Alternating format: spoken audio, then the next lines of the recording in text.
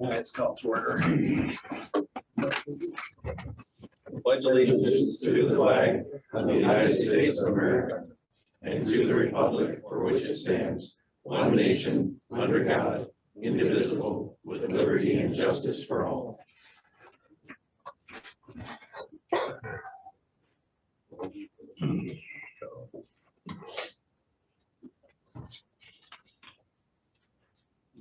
Call.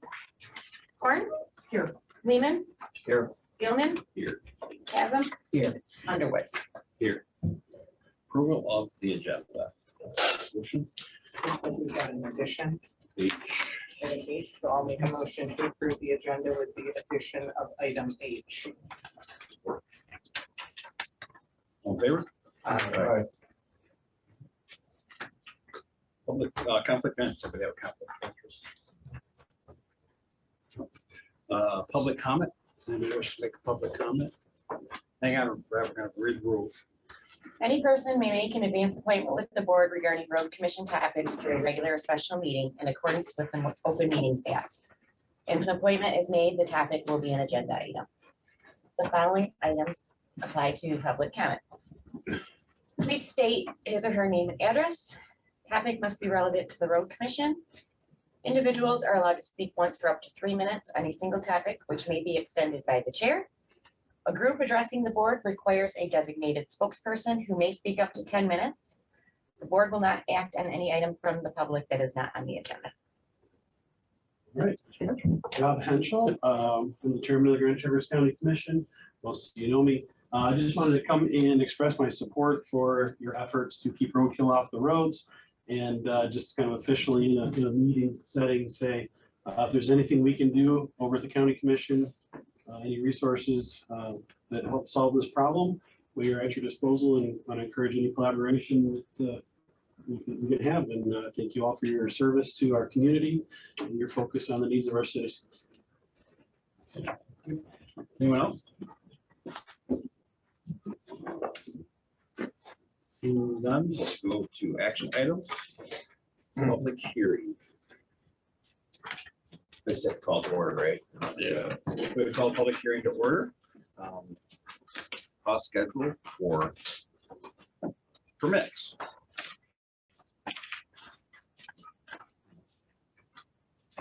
Do we have areas?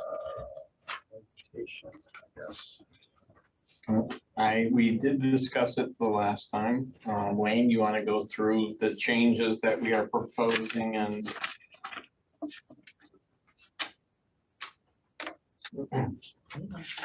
As soon as I have a copy, yes.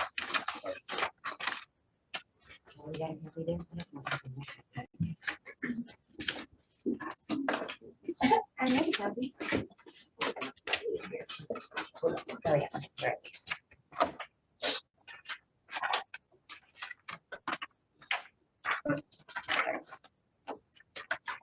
Thank you. Yes. So on the draft, the changes are noted in red if you have a color copy. The increases, a gravel residential driveway would increase from the current price of $25 to $50. And an asphalt concrete driveway increased from the current price of $75 to $100. That better reflects the time that our permit agent makes that travel out into the field, reviews the site, and then travels back and does then the paperwork on that permit. Asphalt concrete are a little bit more involved. For concrete, there's forms to be verified and checked.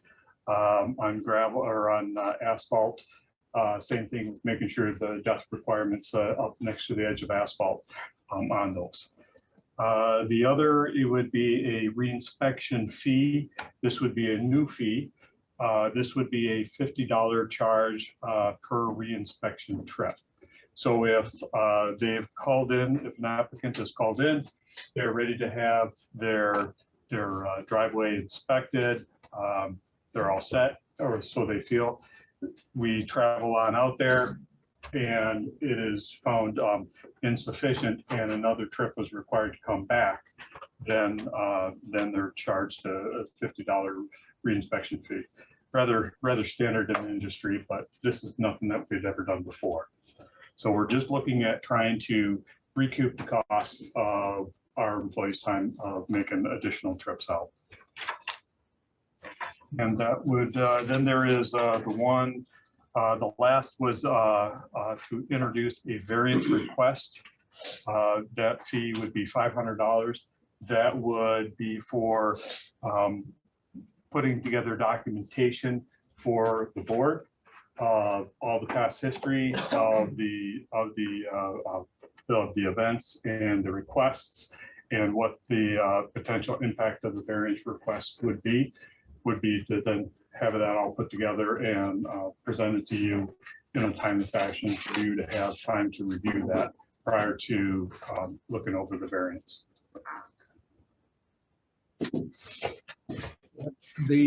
My understanding of the variance request is that obviously it's prior to it getting to the stage of a variance request, the staff, engineering, all the other relevant departments have already evaluated the request, the project, whatever is the issue is. And so my point is that the staff already has a lot of, they have all the information and all the knowledge regarding it.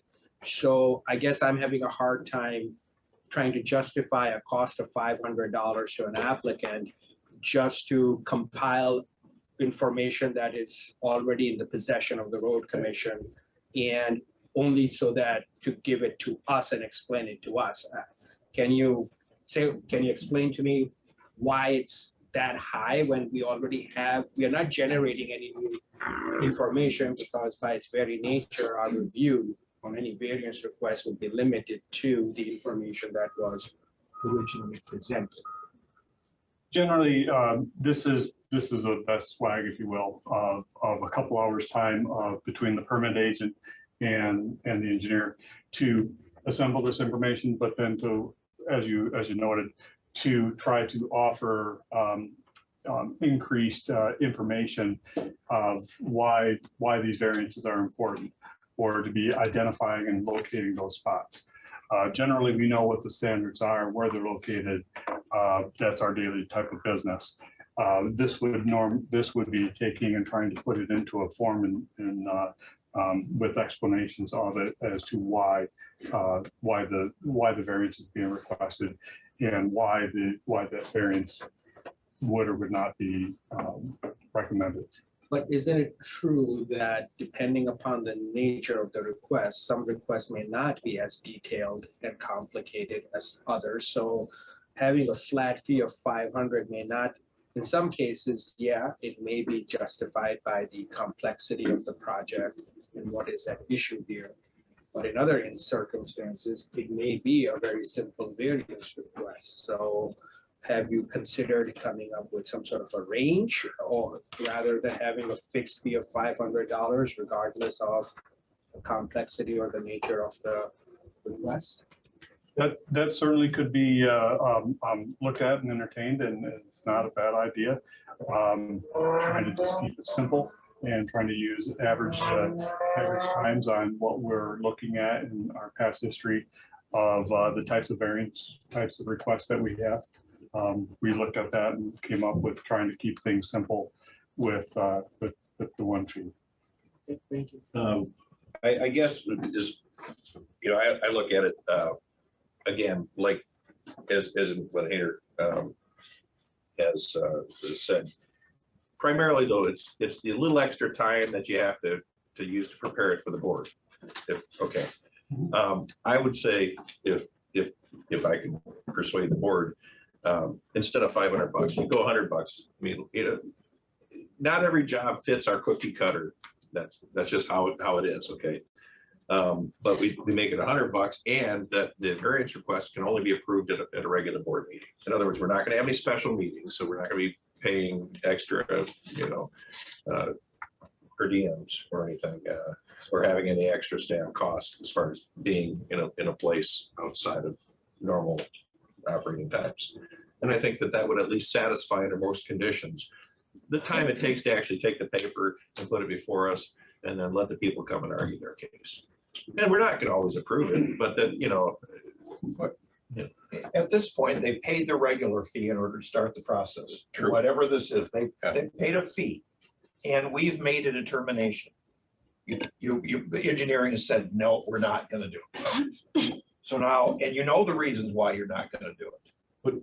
this is a variance request. This isn't the, But to get to a variance, you're gonna have to be denied a regular, Right. under the regular term. Absolutely. so you, okay, I mean, Maybe My I don't understanding- understand, wait, but that's what I think. They make a regular application, we say no. Based Okay. on our guidelines, standards, we say no. So we've determined it's no. So we only have to get from that point to somebody in engineering explaining it to us. And that was my point, that we Yeah. already have that. We've got their money, could be 100, it could be 100 for a residential driveway, could be 500 for something else or a street. So I like your $100 at the most.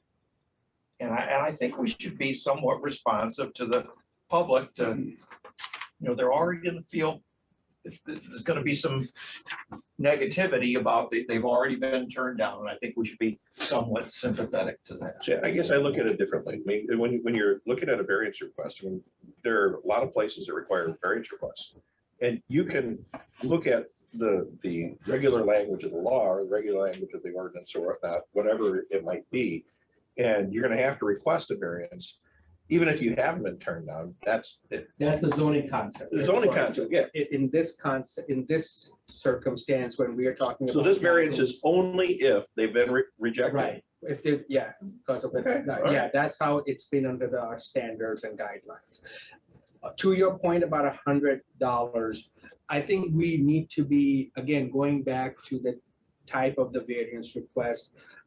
I would propose a scheme similar to what we have for the right of way use or driveway permits.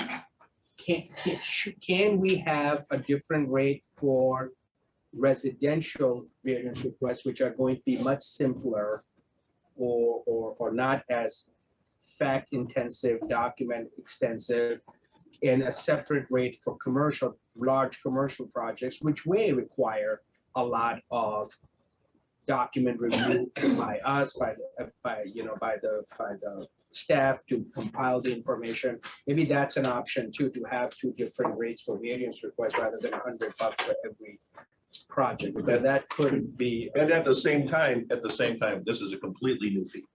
Yeah, Right. yeah, Just so we have to absolutely, recognize that. absolutely. So can I make one other potential? What if we were to say X amount per hour with a maximum of this?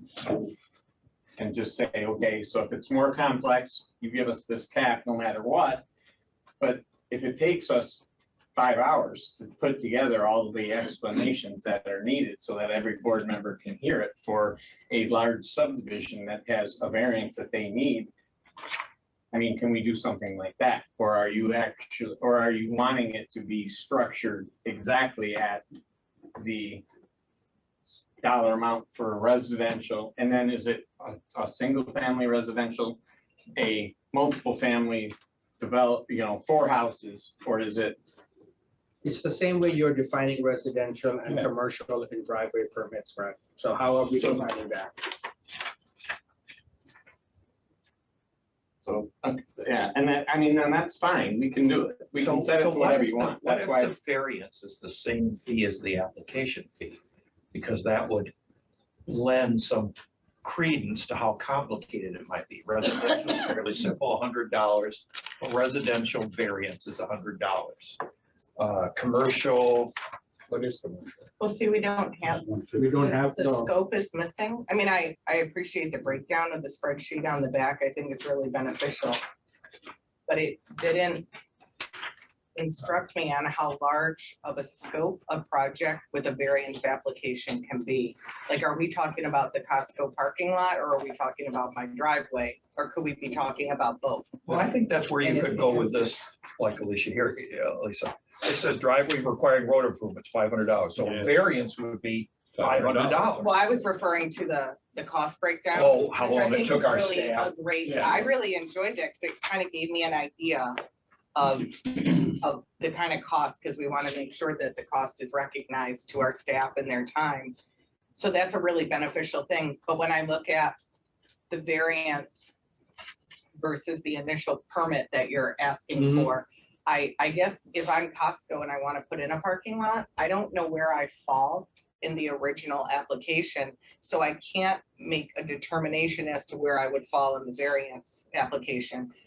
But I would assume that if I have a variance request on my own house driveway, I don't want to pay the same as Costco does. Right, Right? right, Not pick on Costco, right. one of my No, favorite no, places in the no, world. but that But makes they sense. have an yeah. insanely large parking Right. lot with a lot of ins and outs and complicated things. So Right. I like this breakdown a lot. I just feel like it's missing something that determines the scope for me to make that determination. Because I feel like $100 is not good for Costco. That's my Yeah, point. I Yeah, guess that's my- point, you know. is that. So if we could break that down a little bit more, I like the idea of what you said, at least the concept of how many hours of work with the max, like that makes sense to me. But I'm missing just the piece that kind of lets me know how large of a scope we're talking. Be it residential, maybe even or commercial, I mean, I guess I determine an apartment building as commercial. So that would be, I think, the missing piece to logically create something from scratch. As Jason pointed out, we're sort of starting from scratch, so we kind of need that idea. Well, my point is more of we're adding cost to the people we serve. I understand that, but when you look at the variance breakdown on the spreadsheet, so if you add together our highway engineer and our assistant highway engineer, that is a total of 4.5 hours. That's a significant amount of cost breakdown and the cost determinations on this. But when you look at a residential gravel driveway permit, we're only looking at 1.5 hours of engineering time. So something about the variance is taking more time of our engineers, which are on the higher end of our pay scale. So we don't want to, we want to acknowledge that. But also I would assume, not being a highway engineer myself, but I feel like I could assume the engineering process for the Costco parking lot is a little bit more than my driveway. So when we see 4.5 hours, which is the bulk of the cost of that estimated $506, which I would assume is where you guys got the $500 for, I would like to know where the scope is for the engineer's time, because I think it seems to me that that's the heart of the cost to us is the engineer's time. But they have decided because they've turned them down. So the time is over. All they have to do basically is report to us. Well, I don't know that for a fact because I'm not an engineer. So I would like to know, I mean, there's a reason on this breakdown why the initial permit applications require a significantly smaller amount of engineer's time versus the variance. So do the engineers have to come in and do they have some sort of due diligence on a variance permit that I'm not, I don't want to assume something. You've got to remember the residential, I think, is a lot easier than. But how would I know that on here? Well, if you look at the two they break down, you've got residential gravel, Mhm. residential Where's asphalt. commercial in there? Commercial not in there. Exactly. Well, commercial, because commercial is not being proposed for amendment. Is Yeah. commercial part of the variance request? Do commercial Right. requests come before the Yeah, board for a absolutely. variance? And if they do, then I would recommend that we Actually, I reevaluate like that. Ellen's. I think $500 seems reasonable for a commercial variance. Well, that's why I like Allen. And I like Ellen's. The variance is the same cost. Yeah. Whether you're resident, so then everything's set in stone. What does a commercial driveway or parking lot permit cost for a company or a larger entity? Well, this says right here, so Required road. It's $500. it's $500 if it requires a road improvement, but just a commercial is $100. That's why. Just a commercial is under 50, so Yeah. that's something, okay, so that means you're starting something from scratch, a commercial parking lot? This is a driveway permit. I'm talking about a parking lot. That doesn't, we don't do that. permit. No, we don't do that. So that's what I needed to know is where is our scope that we're, Connection to the road. So what don't we do an entire private street or something though for a subdivision or no? Is that a Maybe no? that, this is a connection to the road that we worry about. Connection to the public highway Mhm. is our concern. What happens in the private subdivision with the HOA is up to the developer. So the scope of the project that would come before the board for the variance, that's what I still initially need the answer to. would be, The scope of the project that goes forward for the application. right, and these are all of the options right here, no other option, right? Well, then I think Alan's right on target. The commercials might be too low at 150. That's what I was thinking. I Maybe mean, that should be 250 and then the variance would be 250, but I'd like to be as fair as we can to residential people. And we don't have that many, really. How many have we had? Last year, we had the lady in Long Lake Township. What else have we? We had the man on 4 Mile Road. Residential, very few usually. Residential is kind of a special little animal, if you will, in that it's well established that with a private residence, that if they can't meet site distance requirements and things of this nature, that they can still get permitted a driveway. We just honestly find the least worst spot on their frontage, because otherwise they're gonna be landlocked. Yeah, you can't do that. Right, and so those ones will kind of go through there. There's special cases where then we're gonna say absolutely not anywhere. And then we kind of maybe wind up with a variance request.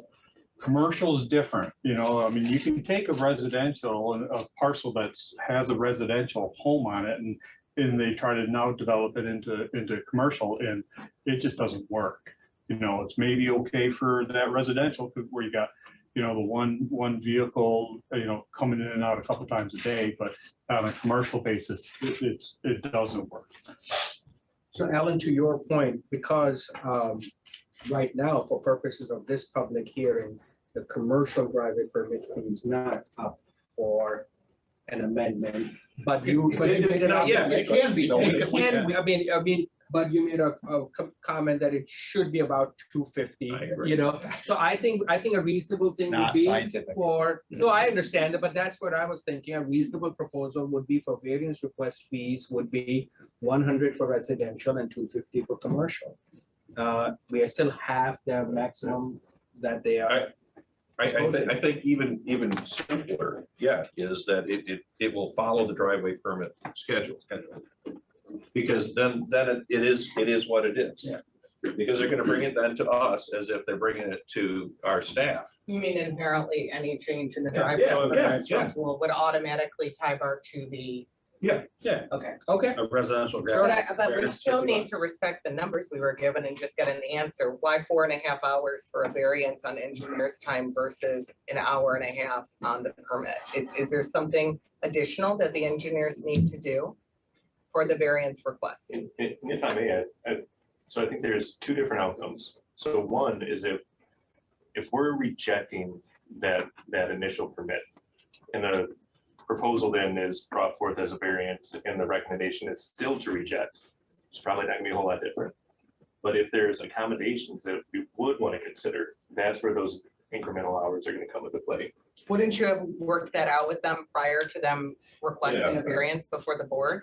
Because don't you guys like kind of do all that stuff beforehand? I mean, And just the you can last get night? guidance from Steve before you go and turn your paperwork in and write a check, right? I mean, he's gonna say whether or not he thinks the engineer is that it's gonna work. So I think that's a matter of protocol then, because then is it appropriate after a request is denied to have that continued engagement on a denied project without having that? well, I would hope that you would have explored the alternatives Sure. and options before you deny a request. We are not a board of engineers. Right. Right. We should be like the last stop shop and have the experts discussing this that understand options. I mean, I would not want me designing Get some somebody's trouble. driveway. And I think that's where the increased engineer time. When we do is guest here. reviews too, though, haven't we, in the past? We don't really. Yeah. Long Lake was way more than 500 out. Yeah. No, but I mean, like, okay, the guy comes in and says, we're gonna do something, and we don't just Okay. drive around and look at their site before they've made a formal application. I don't want to waste people's money on hours to teach our board how to be engineers. I make a motion to approve the driveway permit fee amendments as presented and to approve the variance fee request as tie barred with the driveway permit. I'll support. I really wanted to talk a little bit more about. Well, we can Yeah, deliberate. well, but I mean, but now you've got a motion, now we can I amend. have to amend the motion. I would make the motion to amend that motion, that the reinspection fee is waived for the first reinspection, because I think there are times when somebody didn't understand the instruction and it's legit, and frankly, you know, I mean, especially if we're gonna be raising the permit fee. Yeah, I don't want to punish people, but if they continue to ignore the instruction, then they need to pay. So permits requiring additional trip after failing second inspection. Correct. I will consider a friendly amendment. You don't have to make a motion. And I will do the second on that. And if you want to go to 250 for. I did, Yeah. and I really like what you just said, Jason, give them one, give them a one off, I think that's very responsive. I agree on the And you're saying that we are going to increase the commercial to 250. I'll consider that as a second friendly amendment. As well. All right. Any additional friendly amendments that we're gonna have just now? How about In other unfriendly? words, I'm really angry about this. Let's talk about it in a moment. We should do a roll call. This will be a roll call, yeah. Kylie? Oh, you have to close the public Oh, hearing. no. You had to ask for public Yeah, comment. There was no public written comment. comment, correct? There's no written comment. Is there any public comment? all right, now you get the. Now we close and then we vote, correct? Yeah. All right, close public hearing. We have a motion before us to accept these as amended. Kylie, can you do the roll call? Lehman, Yes. Gilman, Yes. Chasm, Yes. Horn, Yes. Underwood. Yes. Relative.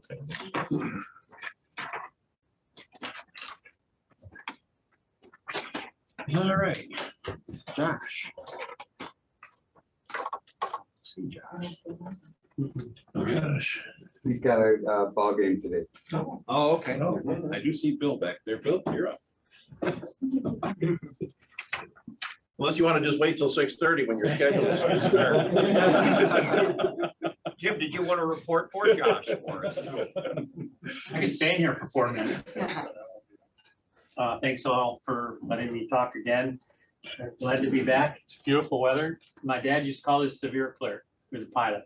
Severe clear. Love it. What about that? I think of that every time I see a nice clear day like this. Let's talk about Boardman a little bit.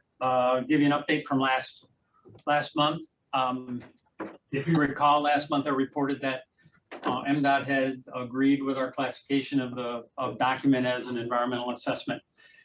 That's good news. The second phase of moving forward is the initiation phase, which is not in place yet. I was hoping that it would, but it's the feds are not sure what they want from us, and they're concerned about the funding. And we're in the process, I'll talk about that in a minute, but we're in the process of preparing the funding plan. The lack of the initiation, the only effect that has on us is the clock, the 12-month clock that we started with, well, that we are under is not started yet. We are, since we got the classification concurrence, we are allowed to move forward with all our EA activities. In other words, evaluation of all the impacts from all the alternatives, developing right-of-way impacts, looking at all the ecological impacts and the costs and stuff. So we're moving forward with our environmental assessment activities, even though the initiation, the formal initiation hasn't begun. I'll go through the funding application, which talks about that in a minute. So our EA activities, we have initial preliminary alignments are set. We're waiting for the final traffic numbers, future traffic to be settled before we finalize our geometry. The biggest issues are turning movements at the major intersections, and will we need additional turning movements and stuff to handle the volumes of traffic that we anticipate. So that should be finalized real soon. The environmental assessment activities, when I say that, I meant the EA activities, the actual environmental pieces that we're looking at we've done some field work for noise evaluations. I think we're supposed to have people in the field with measuring equipment real soon. We've already gone around taking pictures of homes and buildings for the cultural and historic assessment activities. That process has changed a little bit too. It used to be, we used to make application to the State Historic Preservation Office. Now MDOT does that and tells us what they need. So we're making that application. We need a few more pictures. We couldn't access certain property, so we're waiting on that. The funding application aspects of it, we are in process of preparing our funding plan. The kickoff meeting that I mentioned was going to happen on the 10th, and got together with Brad and his staff and the WSP folks that are our sub-consultant that are the experts, and we needed to get a combination of the minds together so everybody understood what we need and where we can get the information. So that's in the process. We expect that'll be completed in June. The initiation request will have to include that funding package. That's one of the things that we're understanding MDOT is awaiting. MDOT and the feds are awaiting. I saw everybody look over there. I thought a bomb went off. Squirrel. Shouldn't have said that B word. That's nice. So once we get the initiation finalized, we'll have a 12-month clock to start. We're in the process of developing the funding plan, and we'll include it, and hopefully they'll accept that. It's a big project, lots of money, and we're looking for all avenues. Brad, is there anything else you want me to say? I'll entertain any questions from the board. No? I must be doing a good job. Great job. Yeah, that's, yeah, sorry. I ran out of green things. No, I'm kidding. Thank you. See y'all. Holiday Hills, Bill Klaus. Not here yet. We're a little ahead of time too, so. Circle back, right? Sure. Circle back. Forward. All right. Now we'll move to the consent calendar. The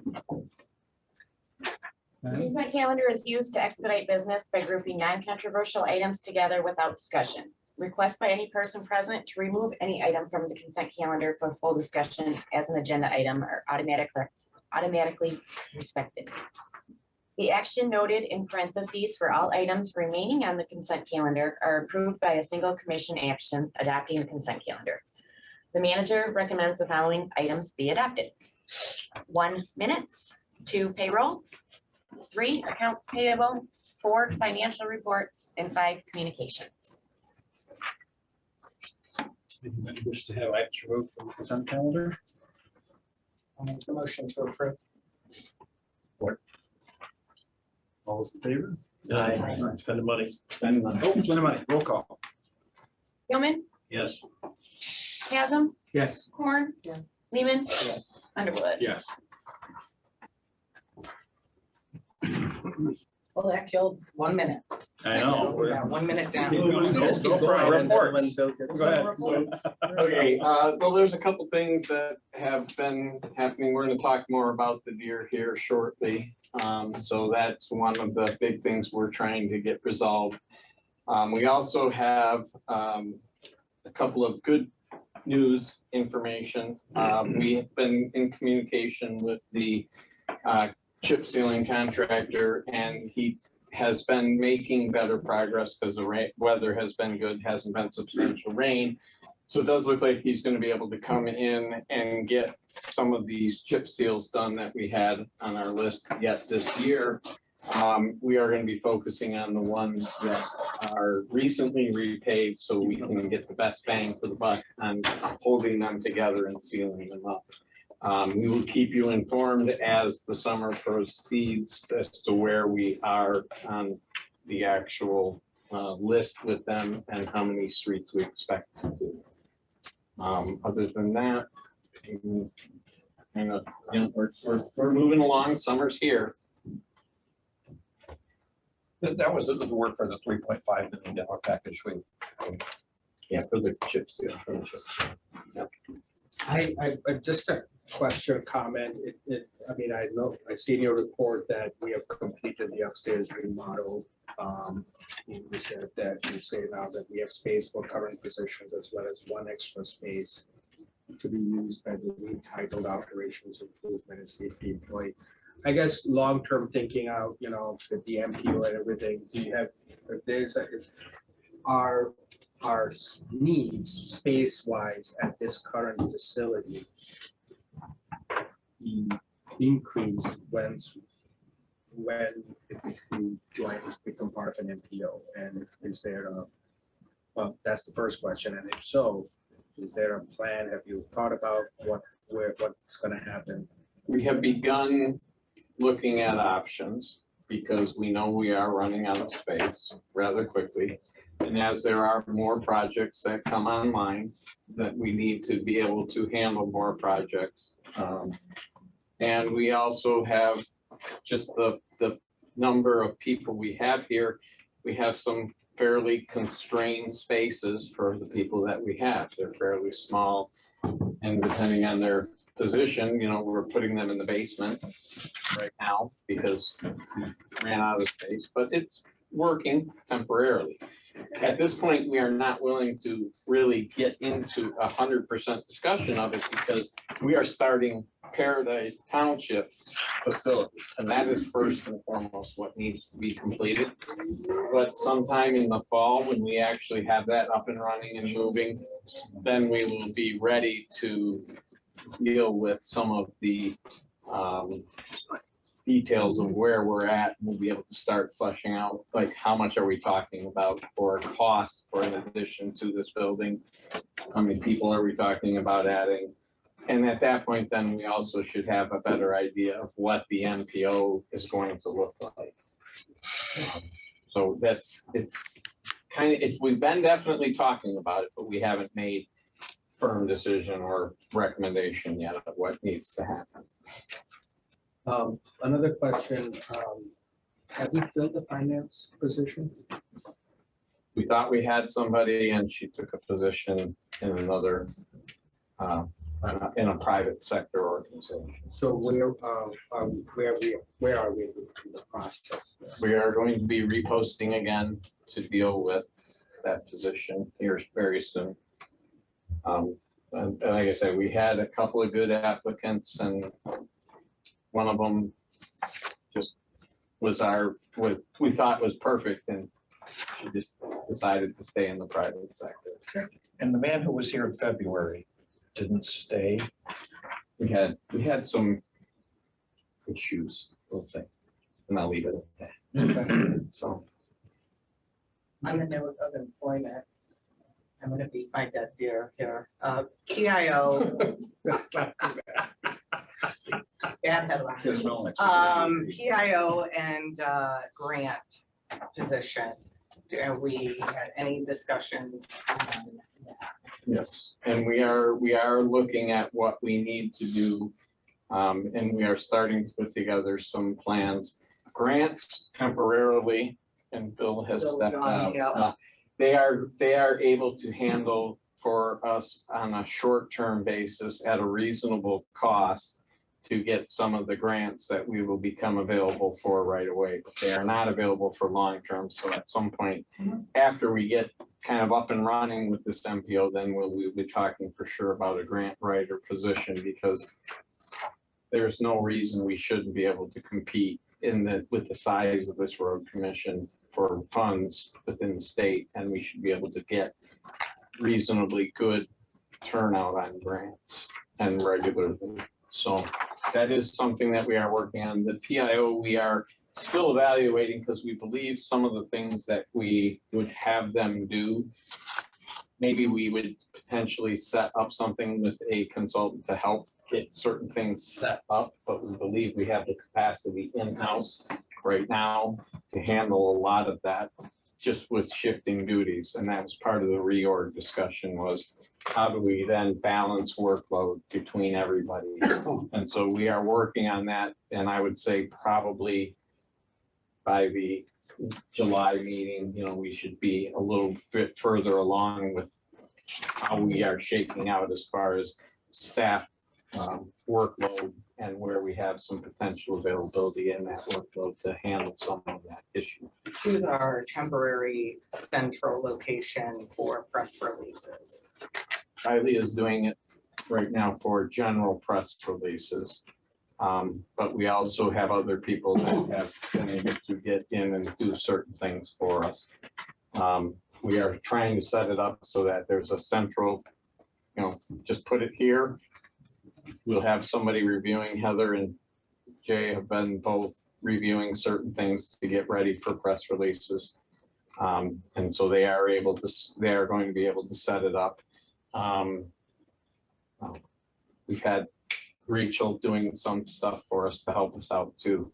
So we have some availability. We just need to consolidate job assignments. So I think that the Deer situation is a perfect example of the value that somebody that coordinated communications could do to take the time off of our staff that you just mentioned. That's a lot of staff people with a lot of value and obviously areas of expertise that aren't about communications, about Deer. So that would be one thing. And then for the temporary grant agreement with OHM, that was really regarding just those federal grant opportunities for the bridge there, right? I mean, yes, but they have said that, you know, as it comes along, if we decide that we want to use them, they would continue on with us. And we would be somewhere in that $5,000 to $10,000 for now as they're working on developing stuff with us per grant. And for what we're looking at for the size of some of these grants, that's right, reasonable for and sure. then especially with the MPO, obviously that Yeah. opens up grants that we couldn't even. And that's gonna be when we have to start transitioning into having somebody here because of the sheer number that we're gonna apply for. Right. We're gonna apply for everything that we feel we have a need for. And we need to be able to do that in-house at that point because we're gonna have so many. But we also then have, you know, a learning curve with somebody, so we not want them to be dealing with some of the basic data that right now WSP is collecting and putting together. That kind of is like the boilerplate for the type of information you need to submit to be competitive in federal grants. I would like to move forward with Bluff Road sooner rather than later in assisting, looking for funding sources outside of both our funds as well as the township's funds. And that is a great example of where a few hours of somebody with knowledge of these opportunities, their time of looking for grant opportunities, even if we applied in-house with staff in-house, that would be somebody that could more quickly identify potential grants, even if we were the ones that applied, or if your staff would choose to have them apply. But I think we need to at least move forward on the words in the resolution, you know, for Peninsula Township saying that we would assist in seeking, you know, funding opportunities for that. They did send a grant to us, but, you know, we don't really have that knowledge to know a lot of that. And it seems like a lot of time for our staff, so. We went through and we did a review of that. And it doesn't meet any of the criteria. I don't disagree with that, but I think that if we had a couple hours of time with somebody that was an expert in grants, like OHM, to just look, that shows our willingness to be a partner in that project as well, and maybe at least identify potential opportunities for funding. And I think that that would go very far in, you know, bridging that relationship with Peninsula Township. So that is something that I think would be valuable if they had a few hours to they could fit into. And if they don't locate anything, then that also is valuable for us to know as well. And we are still going to move forward, obviously, with the role with the state of Michigan and funding through the state as well. But I think that a few hours could be done to help solidify that part of our promise to them. Any other questions? Okay, I can circle back because I see false came, so we're gonna circle back, you're up. Your appointment's up.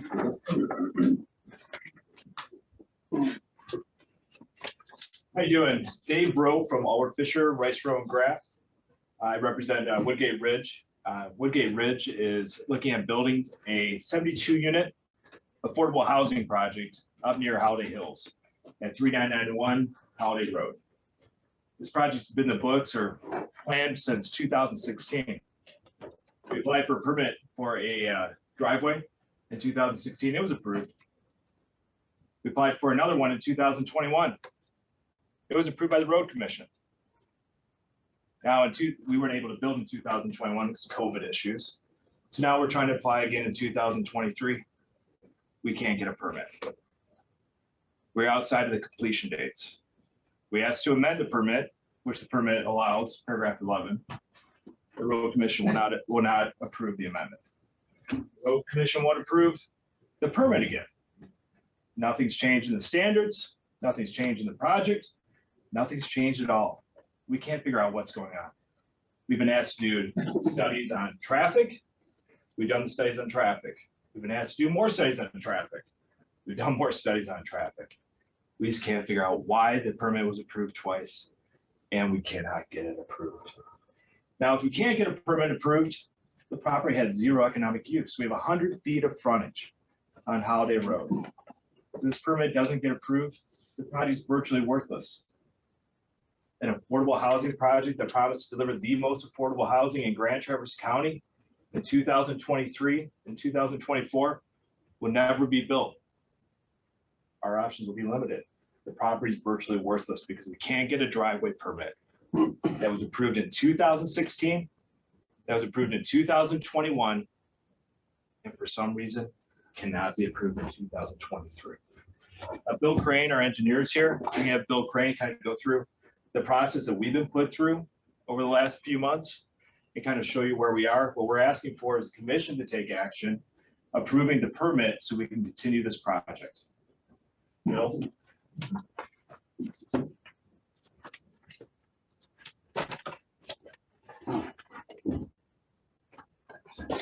Just I guess a quick plan of, this is the project, Woodgate Ridge, like Dave Rose stated, 72 units and consisting of 12 buildings with our proposed access in this location here.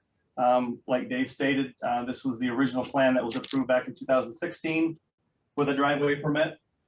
2021, same plan, current plan today, 2023, exact same plan, same number of units, same access point. Nothing's changed. When we were requested to submit a revised application in 2023 for the driveway permit, a traffic assessment was requested. We actually went out and counted vehicles on 2 days. Originally, it was just a 6-to-6 count, but we did install cameras, so we were able to extend our counts through a couple different days after we were asked the second time to we needed a 48-hour or two full days of counts. Luckily, we had cameras out, so we didn't have to actually go out and count cars the second time. We've submitted that information. There were some questions about site distance, and we've met those site distances other than a site distance to the easterly direction, which is this. There's a sharp corner that comes around. Vale Drive is an existing residential development, our development. Stony Point is the development to the east, and then we got the hard 90-degree corner that on the east side of our development. Currently, the speed limit is 35 miles an hour on Holiday Road. There are some advisory signs at the corner, which decreases the speed to a 20-mile-an-hour advisory speed around the corner. With the 20-mile-an-hour advisory speed, we do meet site distance requirements. But with the true 35, we're a little short on our overall site distance requirement. So we did, yeah, we submitted a plan, asked to do this, we did it, asked to do something else, we did it again. It just kept going back and forth, back and forth. So we got to the point of where is the end of our submitting information to supply a project that was permitted twice for the exact same project. So that's kind of where we're at in the sequence. A lot of different steps, additional information that just coming and going back and forth, and we're just not sure where the end is going to be. We just had the questions of it was approved twice, and now the third time it's not the same exact problem. Standards haven't changed. The project hasn't changed. The traffic hasn't changed. So that's kind of why we're here in front of you to see the process of getting that driveway reapproved. That's what I was gonna ask. I mean, I have a question from a procedural standpoint. What is this? Is it a variance request? I mean, what authority do we have to approve a permit here? We're asking you to direct your staff to issue the permit, because we cannot get it issued. On March 31st, for instance, we were told that the sightlines may be achievable at the 20 mile per hour advisory speed for the curb location immediately to the east. That was March 31st. That was almost 2 months ago. Section 6.2.5 of your regulations make the site distances discretionary. It says may be denied. The staff has the ability to approve the permit.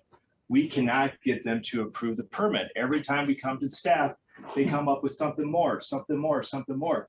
We're in the construction season. We need the permit to be issued. We're actually grading the project right now for the construction of the project this year. There's no reason that we should be held up for this amount of time when a simple amendment to a permit could have happened. So we're asking you as the commission to direct your staff to issue the permit, which should be issued. We don't need a variance. All we need to do is get a permit that's been issued in 2016, 2021, and now we need it issued in 2023 when no circumstances have changed. What was the standard you cited 6.2.5 of our standard? Yes. I get, So we're yeah. amending. Well, that's, I guess, my concern is that, I mean, we have to seek clarification from our staff too. I mean, we have heard from the Yeah, and I asked applicant. somebody else to come in to explain the whole Yeah. process of Okay, developments and Because- the time it takes. So a variance request, because they've been denied, you've been denied because you asked to get the permit and they said, no, we're not giving you the permit. That's a denial, right? We have not been denied yet. We just can't get a decision made, period. yeah, they have not been denied. They have not been denied. Are Okay. you asking to amend the work period, or are you asking us to order staff to issue a new driveway? Good question. So we would be happy with simply amending the work permit, which the permit itself authorizes, anticipates. Work period. The work period, excuse me, the work period. But we can't get that done. So we're trying to apply for a new permit. We can't get that done. We're stuck in the mud.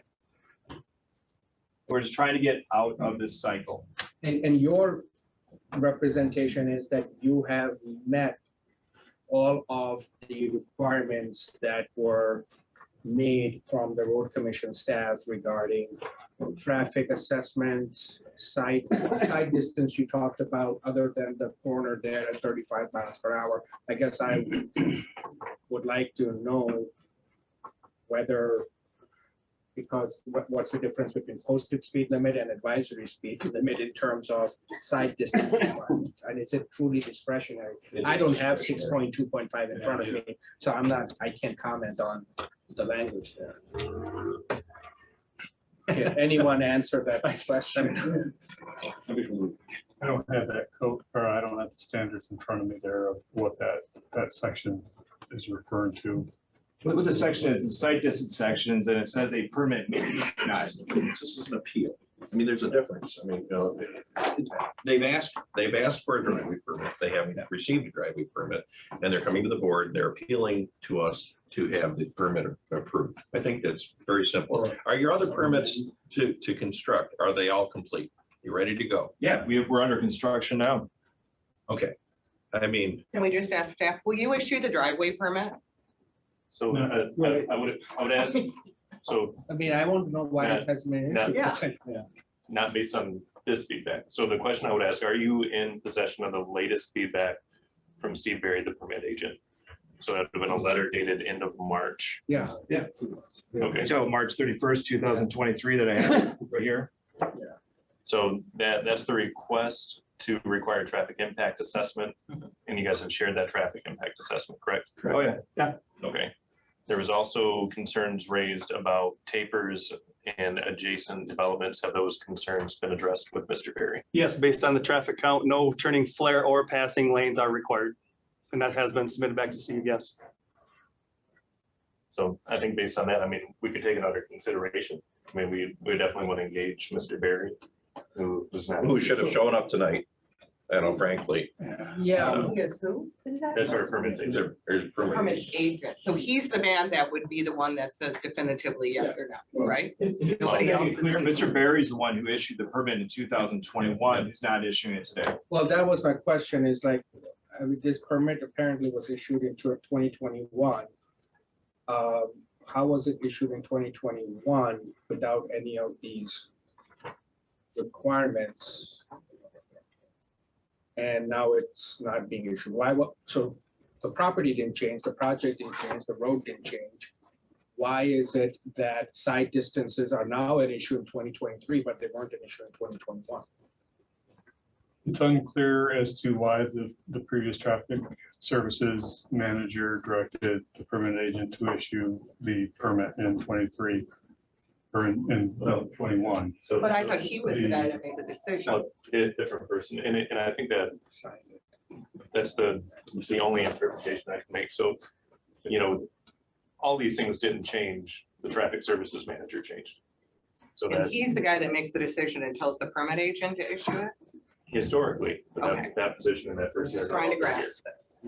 Let's make it clear. I'm gonna make the motion that we direct staff to approve this driveway permit so they can get their project underway. And I heard two things to ask here.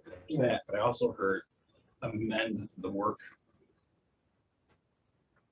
Yeah, the work period, I guess, What's the difference? right, what's the effect will be the same, right?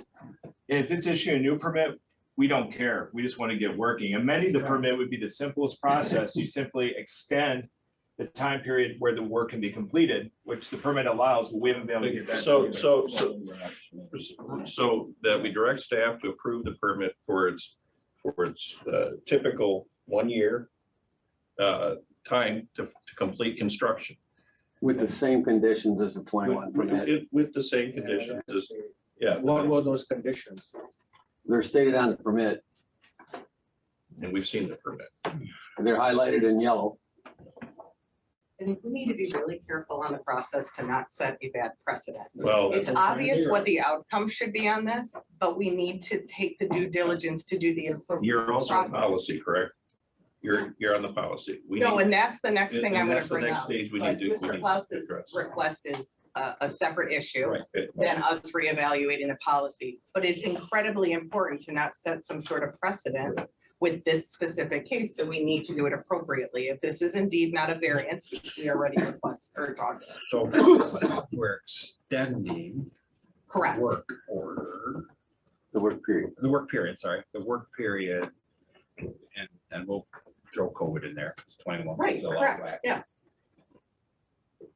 We're getting to where you want to be. With the same Yeah, I also conditions. just, with the precedent issue, this is a very unique situation. I don't think there's very many projects that have had a permit issued 2 times prior where you can't get a work permit issued again. All we're asking is to extend that time period because of I extenuating. think that's a much more reasonable request than telling a board to tell their engineers to issue a permit. I was not trying to be unreasonable.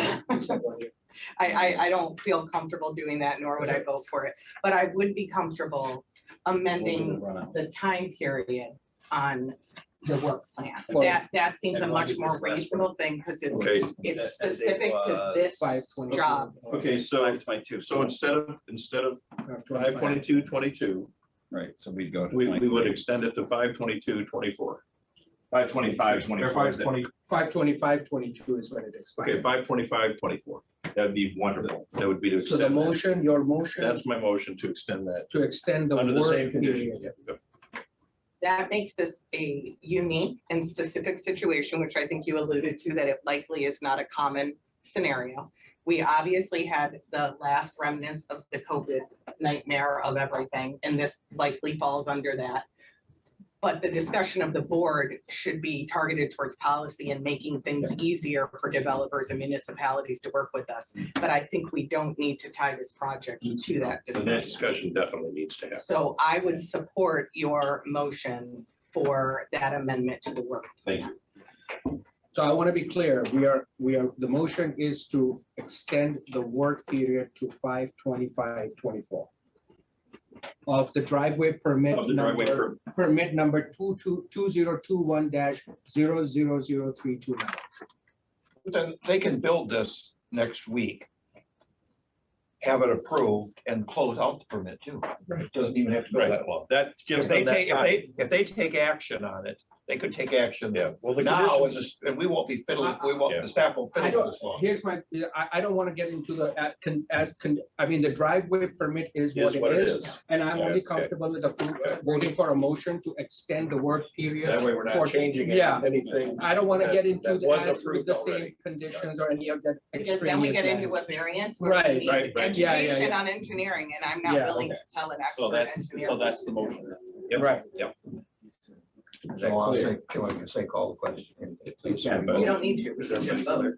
Yeah, we are clear that we're only approving the work period. Do we need a roll call or? Yeah, let's do a roll call. Roll call. Okay. Wait, hold on. We are clear on a motion to approve the work period to 05/25/2024 for permit number 2021-000329. That's the motion. I'll support that. Well, she Okay. did. Oh, she already She did. did. Okay, So now we can vote. yes. I prefer roll call. Okay, roll call. Chasm, Yes. Horn, Yes. Lehman, Yes. Gilman, Yes. Underwood. Yes. Thank you. Thank you. All right. Thank you. Now, as to what you Now we have asked, the discussion. I specifically asked Doug here to come and talk about what's it take to develop a parcel of property? How long? Walk us through it. Right. Because these two are our policies and they're gonna take a look at this. And I appreciate you taking the time out of your night tonight to come tell us what's going on. Doug Mansfield, president of Mansfield Land Use Consultants here in 830 Cottage View Drive, Suite 201, Traverse City, Michigan.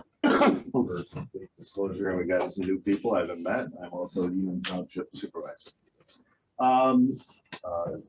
The chair asked me to come tonight and just talk about what we're seeing as far as the length of time to get projects approved and moved, and it has gotten crazy.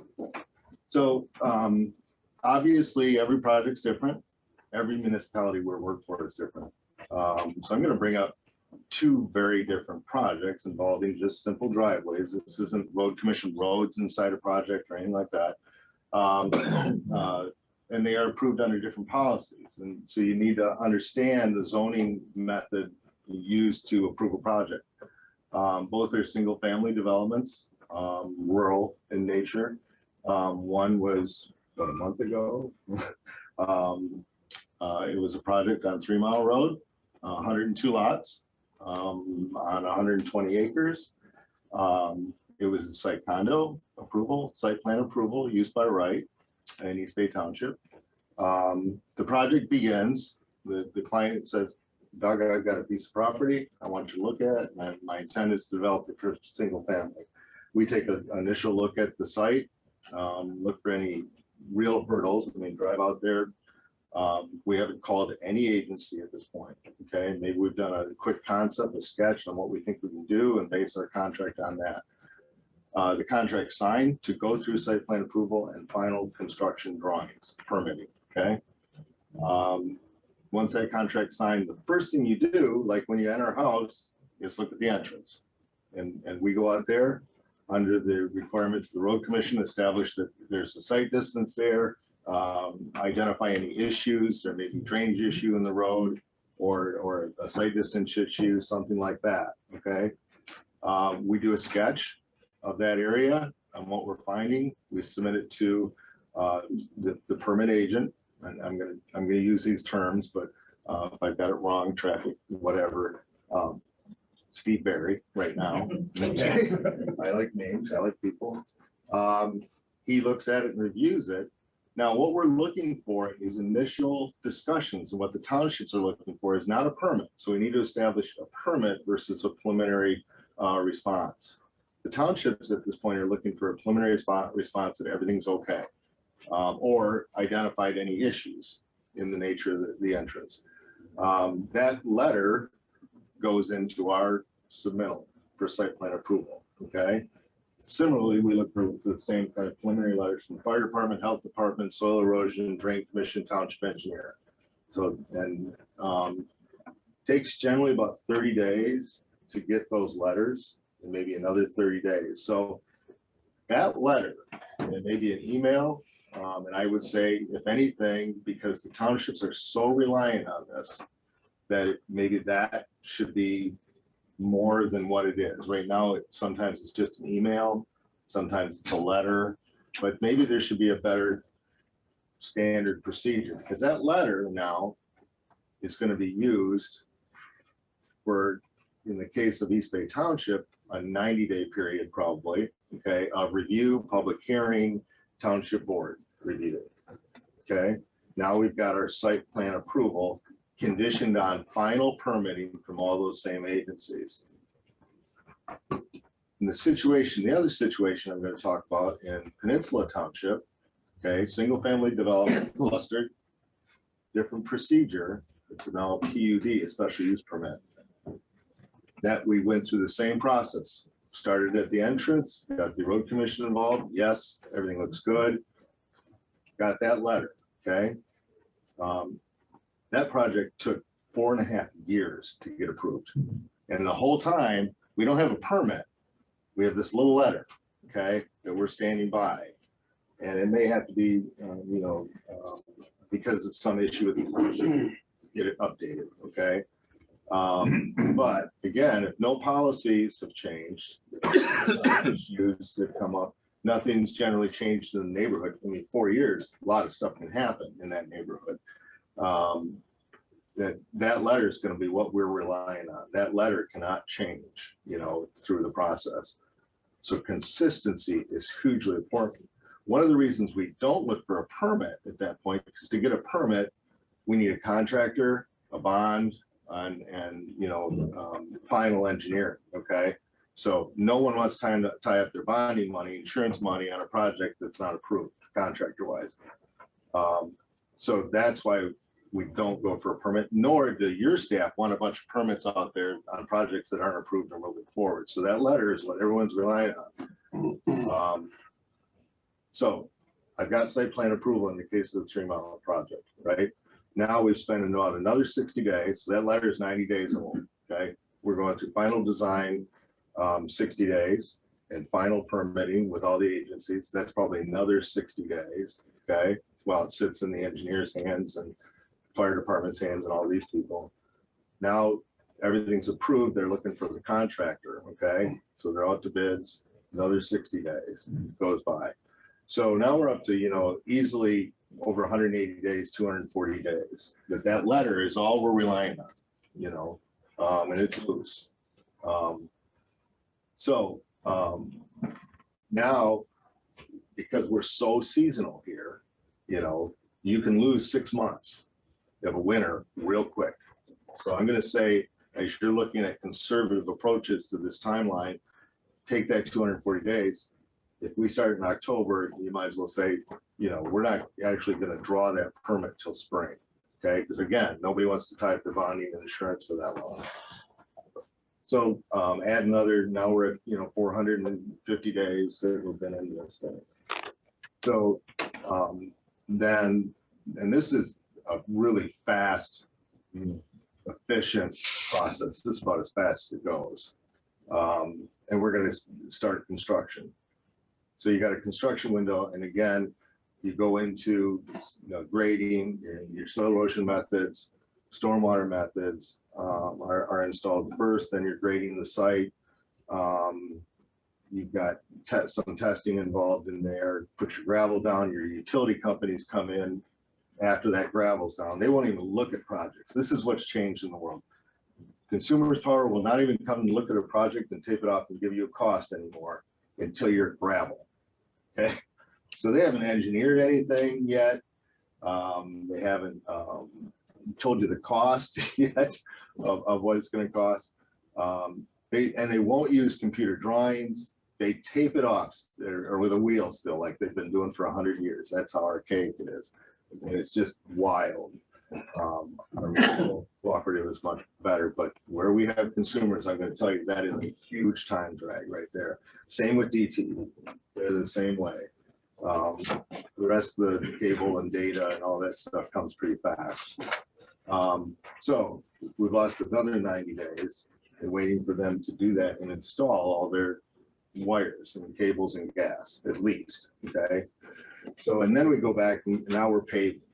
So, and you put your first down and your second course, even with private roads.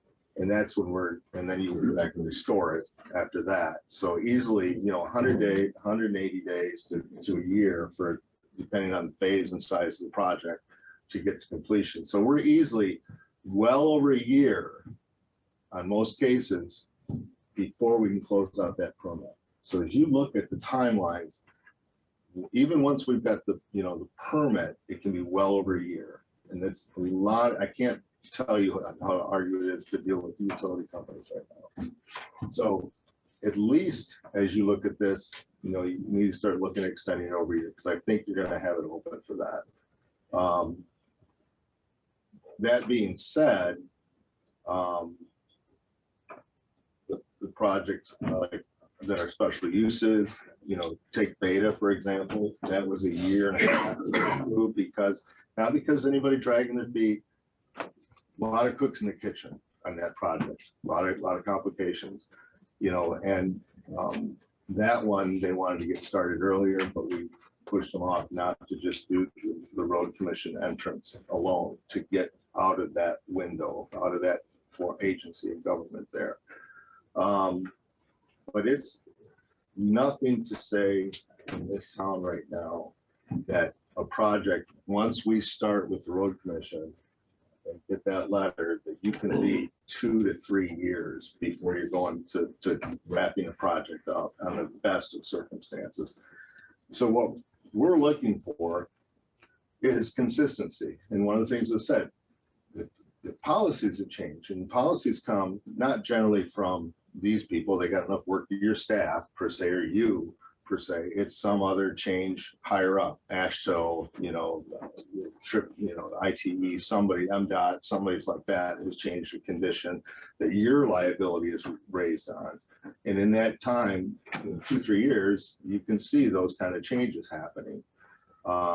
If you were to look at a permit time period, I really think anymore with our seasonality and the issues we're coming up with, if you're sewer and water right now in the state of Michigan, if your project involves sewer and water, once you get site plan approval, go to the final design, go to the township engineers, that's at least that design and review period from the township engineers right now, 180 days to get.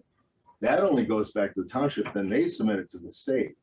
The state hasn't issued in this area, and I don't care if you're the city of Traverse City or one stick of pipe, a permit for sewer in this area in less than 200 days.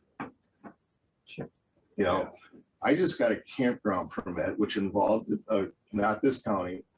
It took 11 months for the state to approve a campground. It's just insane how long the state level, and I think any of you guys would agree. Is that Eagle or? Eagle, yeah. So it's a real mess getting this. Yeah. So you basically start a project through the road commission because everybody wants to know you have access. Yep. And that's a letter. Mm-hmm. And then typically when does the letter turn into a permit? And that's the township approval or municipality approval process. It can be 90 days in case the last one, which was like great, but it can take, when I take a project, let's say in Peninsula Township, I don't care what it is. I tell the clients immediately that you're 2 years out. Yeah. And it's simple. So, and then we get that, we go back and get the permit, So in other words, modern years. That'd be close. years, especially with our winters. I mean, if you're out of construction season, 6 months can get added on that really, really quick, you know. We've had you've had some transition. That means our sector's had some transition, and again, I had clients who had that same letter or permit from the previous people without any change in policy, not amended, allowed to be extended, or actually refused under the new people. Does that make the people less sloppy and these people better? I don't know. I mean, I've been around to see a lot of people change. They're all here in the audience, through the years. But if policies don't change, you should never have a problem coming back and getting this extended or, time-wise. But I'd like to tell you there's some kind of standard. There's not. I'm going to tell you what the municipalities want in that initial review is probably the biggest part of the project for me at this point, because things just can't change. And this speaks to what I was saying earlier about variances. I mean, we have the initial review where we don't charge anything, right? I mean, are we charging you for? 140 or Okay, so we are charging you. Okay, then, Yeah, for the conceptual review. all right, but if you can't make whatever it is that the permitting person wants, Right. okay, then you have to go for a variance. You're not being denied necessarily. You have to come in and find a way. If it has to come before the board, then we would grant that. Or if the permitting agent says this needs to come before the board because I can't do this And myself. it's fine in the initial review. Yeah. If it's good, I mean, if it's ugly, just tell us it's ugly. Right. So we can deal with it. Because again, that's like the first thing on my scope of work is to take care of that. If that doesn't go well, we know the project's gonna be. So Doug, to your previous comment that the first thing when you start a project, you get a letter from the road commission. So as a road commission, should we even be issuing a permit at that stage? It's not a permit. No, I know, but should we be issuing like a actual permit? Like if a developer comes at the beginning, before the project has I even can started. show you examples through the last 3 or 4 years where under some agents, and whether they were too busy or just didn't care, I don't know, it's a one line. Everything looks good, move ahead. I mean, literally, that's all it says. And these guys have seen it, the current one. To me, that says everything's good, move ahead. And to the townships at the time, that's all they needed.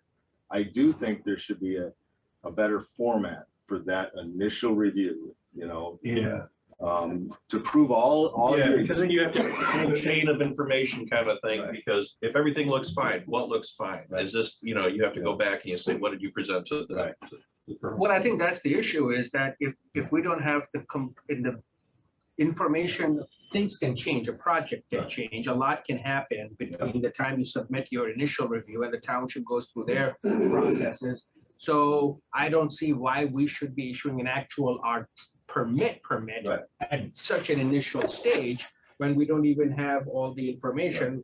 It could be some sort of a preliminary Right. approval or initial approval, and then, once we get the approval from the township, then we should be issuing a permit, so. Because you're right, so often, and it doesn't happen, and usually we don't gain anything to the project. Nobody gives us lots or density or uses, intensity of land use as we go through approval. Usually it's reducing it. But sometimes things do change, and the permit we're getting isn't actually, it's a permit to work in the right of way as much as actually build, So you don't want those permits out there loosely. But I do think it would be great for us if it was a better initial discussion, and I think it would be great for the municipalities to get a formal standard okey dokey from whoever it is, it's staff. So I think policy wise, and again, I would volunteer my staff to this is what generally, we have, and this is what we've gotten, and this is what we'd like, without putting staff, through the, ringer. I mean, you guys got stuff to do. We understand that. Once you get your permit, right now, the current time is 1 year. Yeah. So you're asking for a consideration of a long length of time. Yeah. For the permit, which I understand. Have you had a situation? I mean, I've had quite a bit of experience with you on projects. I know you have a large scope of projects you've done. Have you had your permits run out of time? Similar to what happened to Mr. Klaus here, maybe not similar because that was kind of weird, but. There was a couple, yeah. I got calls after COVID kind of released. And, you know, it was, hey, I had this permit. They told me, you know, just come back, you know, when all this mess is over and we'll reissue it. And it wasn't reissued. Okay.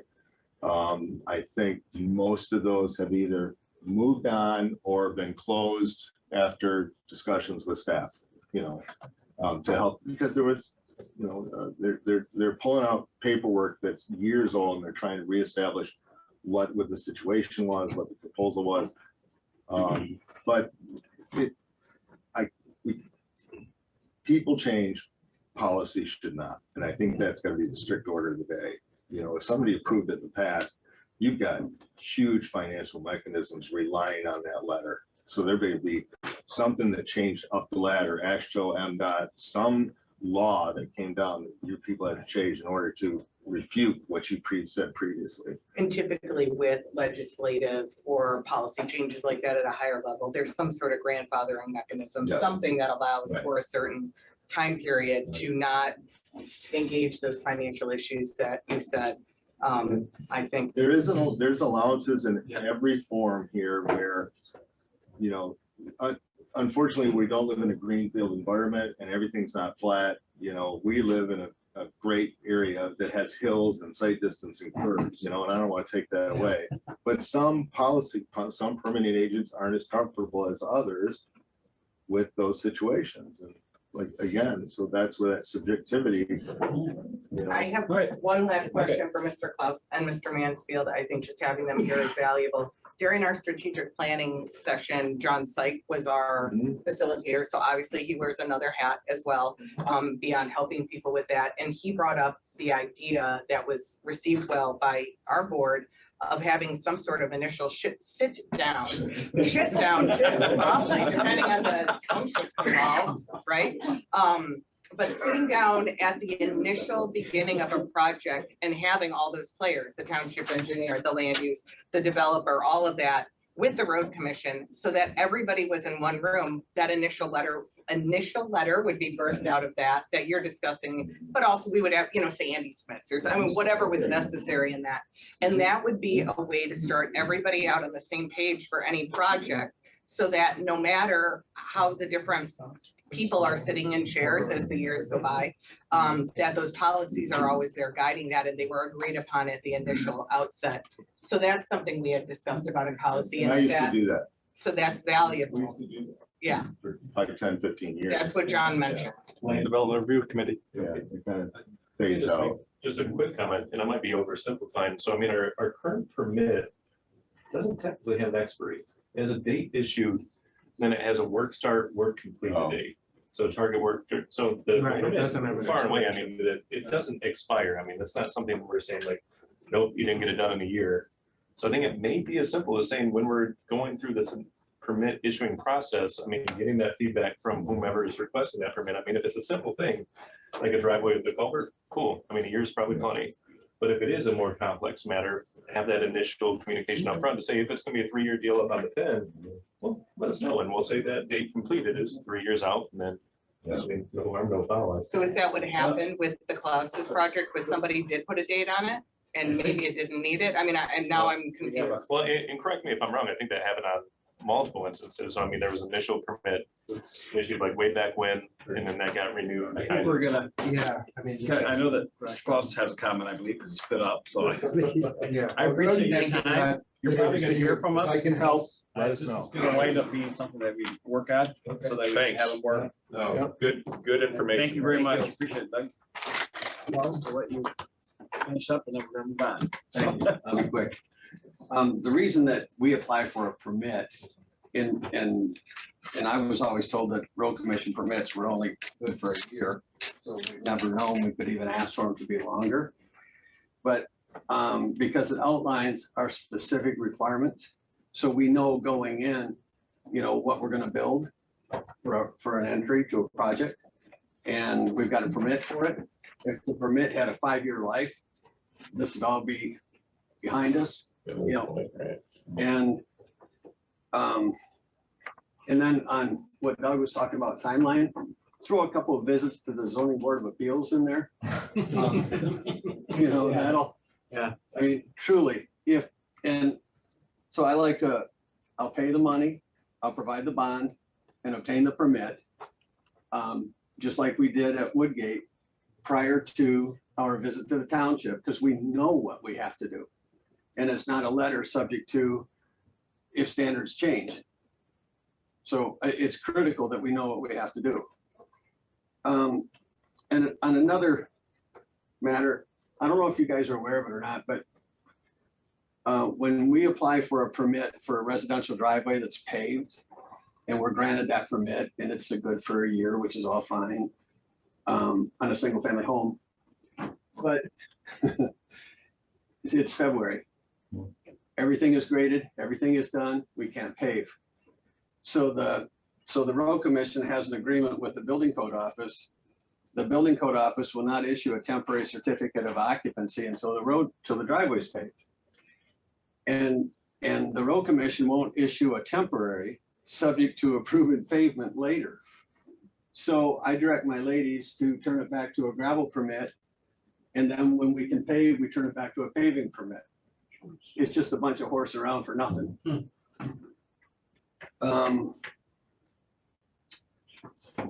Let's see. So you're suggesting our seasonal approval of that, some part of the mechanism in the process? Yes. Policy committee. And the issue there for a single family residential driveway, that we should be able to get a temporary permit out of the road commission if gravel base is down into grade. So that our customer can get a temporary C of O subject only to the driveway and close their mortgage and move in their home. If I might make a suggestion, you guys are crafting policy for this. I mean, you have people who are dealing with us, you know, I'd get somebody else too, you know, to get another viewpoint, but. So that's, and other than, thank you all very, very much. I appreciate it. Thank you. All right, well, we thank you for taking your time out and coming. Doug, taking your time out and coming. Yep. Thank you.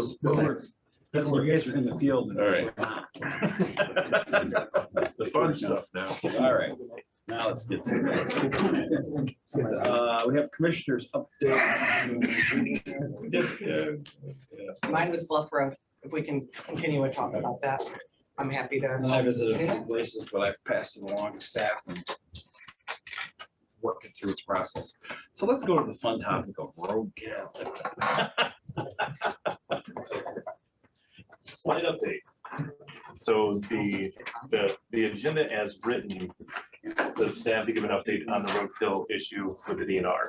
This is now expanded to the roadkill issue with the DNR and EGLE. So what I've shared with everybody at the table here, we had an email forwarded to us on May 17th from an EGLE legislative contact, Jessica Eisler, maybe slaughter her name, sorry if you guys are listening. That kind of further compounds and adds complexity and at times contradicts the instruction staff was given by the DNR in terms of how to manage roadkill. The highlighted sections here are probably the key takeaways is that per EGLE now, roadkill is exempt from VOTA and therefore must be managed as solid waste. Part 115 requires solid waste to be disposed of in a licensed landfill, composted, or incinerated. So whereas the DNR was advising us to move it off to the side of the road and let nature take its course, EGLE is now adding further complexities to say the only management is as solid waste and must meet those requirements set forth. So in the final line of this email is probably the most troubling. It says roadkill cannot be collected and transported to a location for burial or to be dumped on the surface. So any What are the other options, buried or dumped on the surface? That's not even. just landfill, composted, or Oh, so you can still do it in a landfill. What- Do we and- cover it? well, About the- Well, and it's like a weird episode of the Twilight Zone. You can pick it up, but you can't put it down.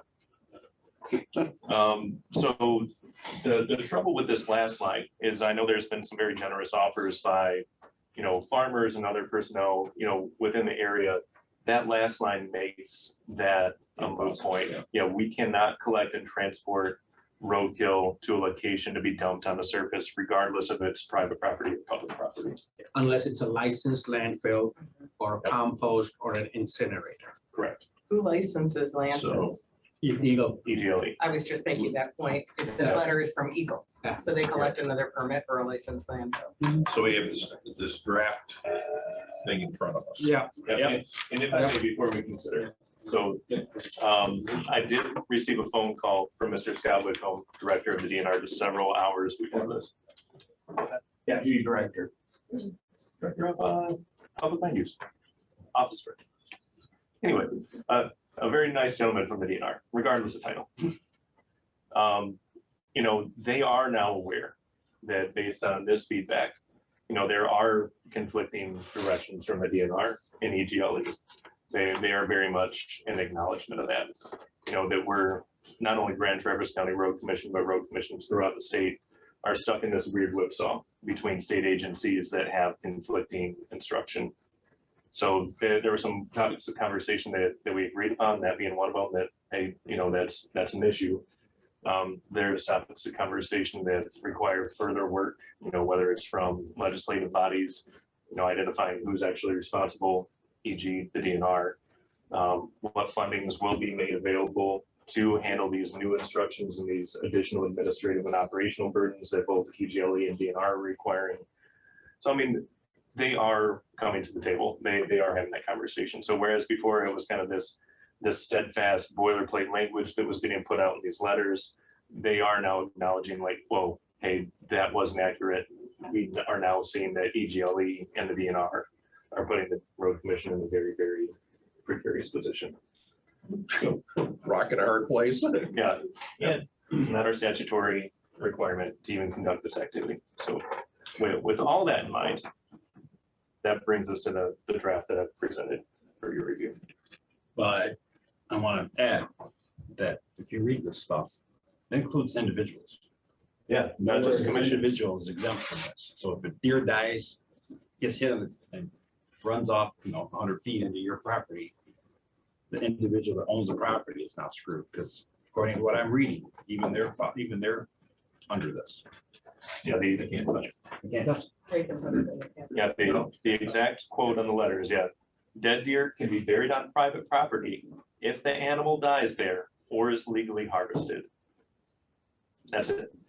So they can, if a deer dies on my backyard, I can bury it, but I can't take it anywhere else. Correct. Yeah, you cannot transport it or anything like that without other permit.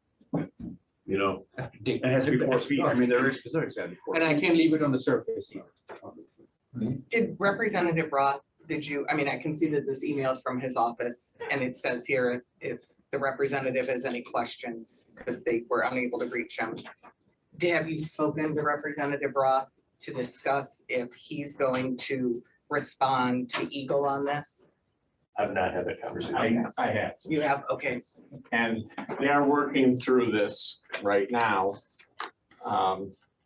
But there is probably, based on original feedback, a very real possibility that this will not be resolved till late fall. You're talking about legislatively resolved or some kind of Because amendment. right now, Eagle is not willing to change. No matter what the pressure is from elected officials, they're not willing to change because they say it's an environmental thing that they are charged with enforcing. To me, this is a bipartisan issue, so, how could, why this is obviously a public health issue as well, leaving a public safety issue as well. I'm kind of wondering why the feet dragging here. Why is the legislature? If it, to me, it does require legislative fix, and that's the only way that would happen. But why the delay? The thing I struggle with is that it's not so much legislature dragging their feet. I mean, we saw the task force recommendations from 1997 that made it very, very clear what the solution to this was. And what it said was that the DNR should be empowered and legislatively funded and enabled to contract this on a county by county basis. So either private parties or local, services, should they so choose to engage with that.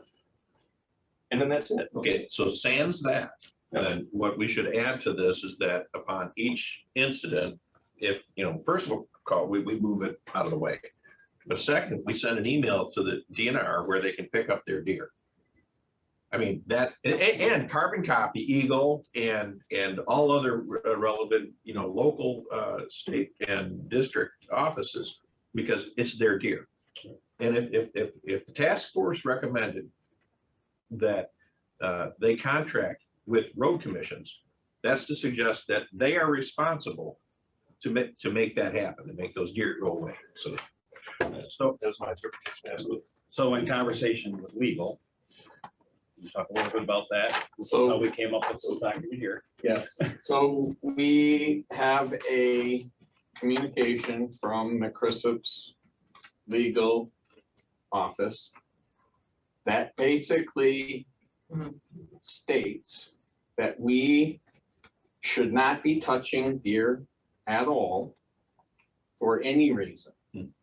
In fact, if it dies in a travel lane, the ideal solution is to close the lane until the deer decays, to stop us from being held liable for moving that deer. I would love it. So the issue comes down to the fact that this is something that is a potential civil penalty. Yeah. Because if you move it and then somebody is inconvenienced or cannot deal with the odor of that deer decaying, and we've moved it, the civil penalties for this can be $10,000 to $25,000 per event, just because we moved it out of the travel lane. Now, I don't think anyone's going to push it to that level, but in reality, they could. And so, Based upon like 10 to 20,000 on a civil penalty. that is based what upon- So civil and criminal, so this is an excerpt of a letter from EGLE to the Genesee County Road Commission based on their application of Part 115, and they cite two sections in here. So they're saying both civil and criminal penalties for violations of that part, including fines of $10,000 to $25,000 per violation per day. So it's not capped at 10 to 25K. That's per day that deer is there. And criminal penalties, including misdemeanor offenses or fines. Right, and so I see that there's a penalty if you place it within 1 mile of the residence. But again, this statute also says, except that the same in every part of the carcass is buried at least 4 feet. So the statute recommends burial. Eagle says you can bury. So you're telling me that a state agency is giving us conflicting information? No, I mean, but I would also say that the Put it on public statute, record that I'm very but the statute, a state law statute, wouldn't that preempt a guideline or whatever this Eagle letter is? The statute specifically states, except if it's buried at least 4 feet underground. And I think the word "or" is very important in that second sentence. So it says road, street, alley, lane, lot, meadow, etc., or in any place within 1 mile. So not in any place within 1 mile. So for this, we can't place that dead carcass in a road, street, alley, lane, lot, field, or meadow, etc. Right. But it says except the same in every part of the carcass is buried at least 4 feet underground. So as long as you bury it 4 feet underground, the liability, stays.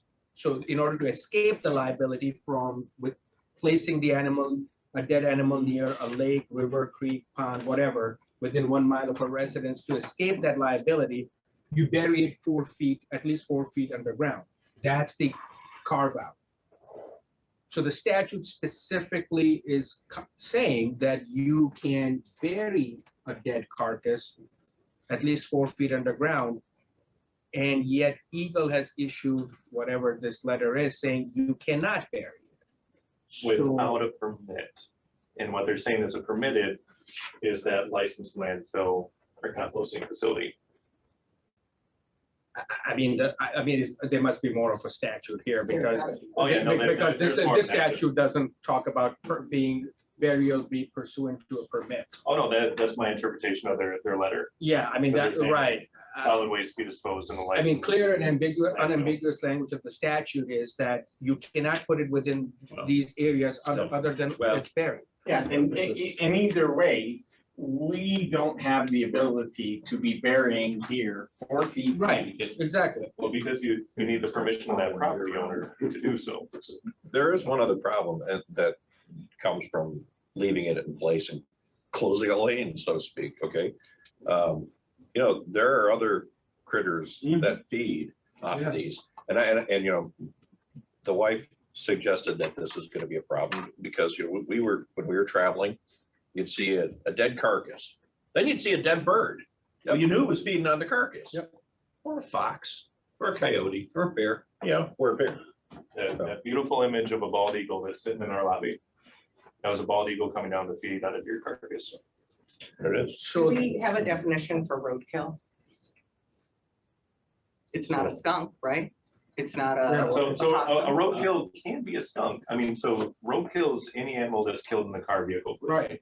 Right, But so, our handling of roadkill has historically been limited to large carcasses. right, So a bear, a bear, deer. And there is Something of hazard in the road. the carve out in Boda is specifically states for cervids or, cervids,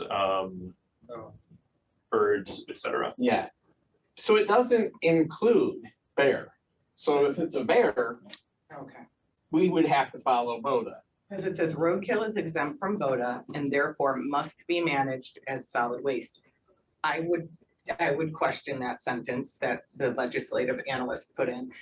It says part 115 requires solid waste to be disposed in a licensed landfill, composted or incinerated.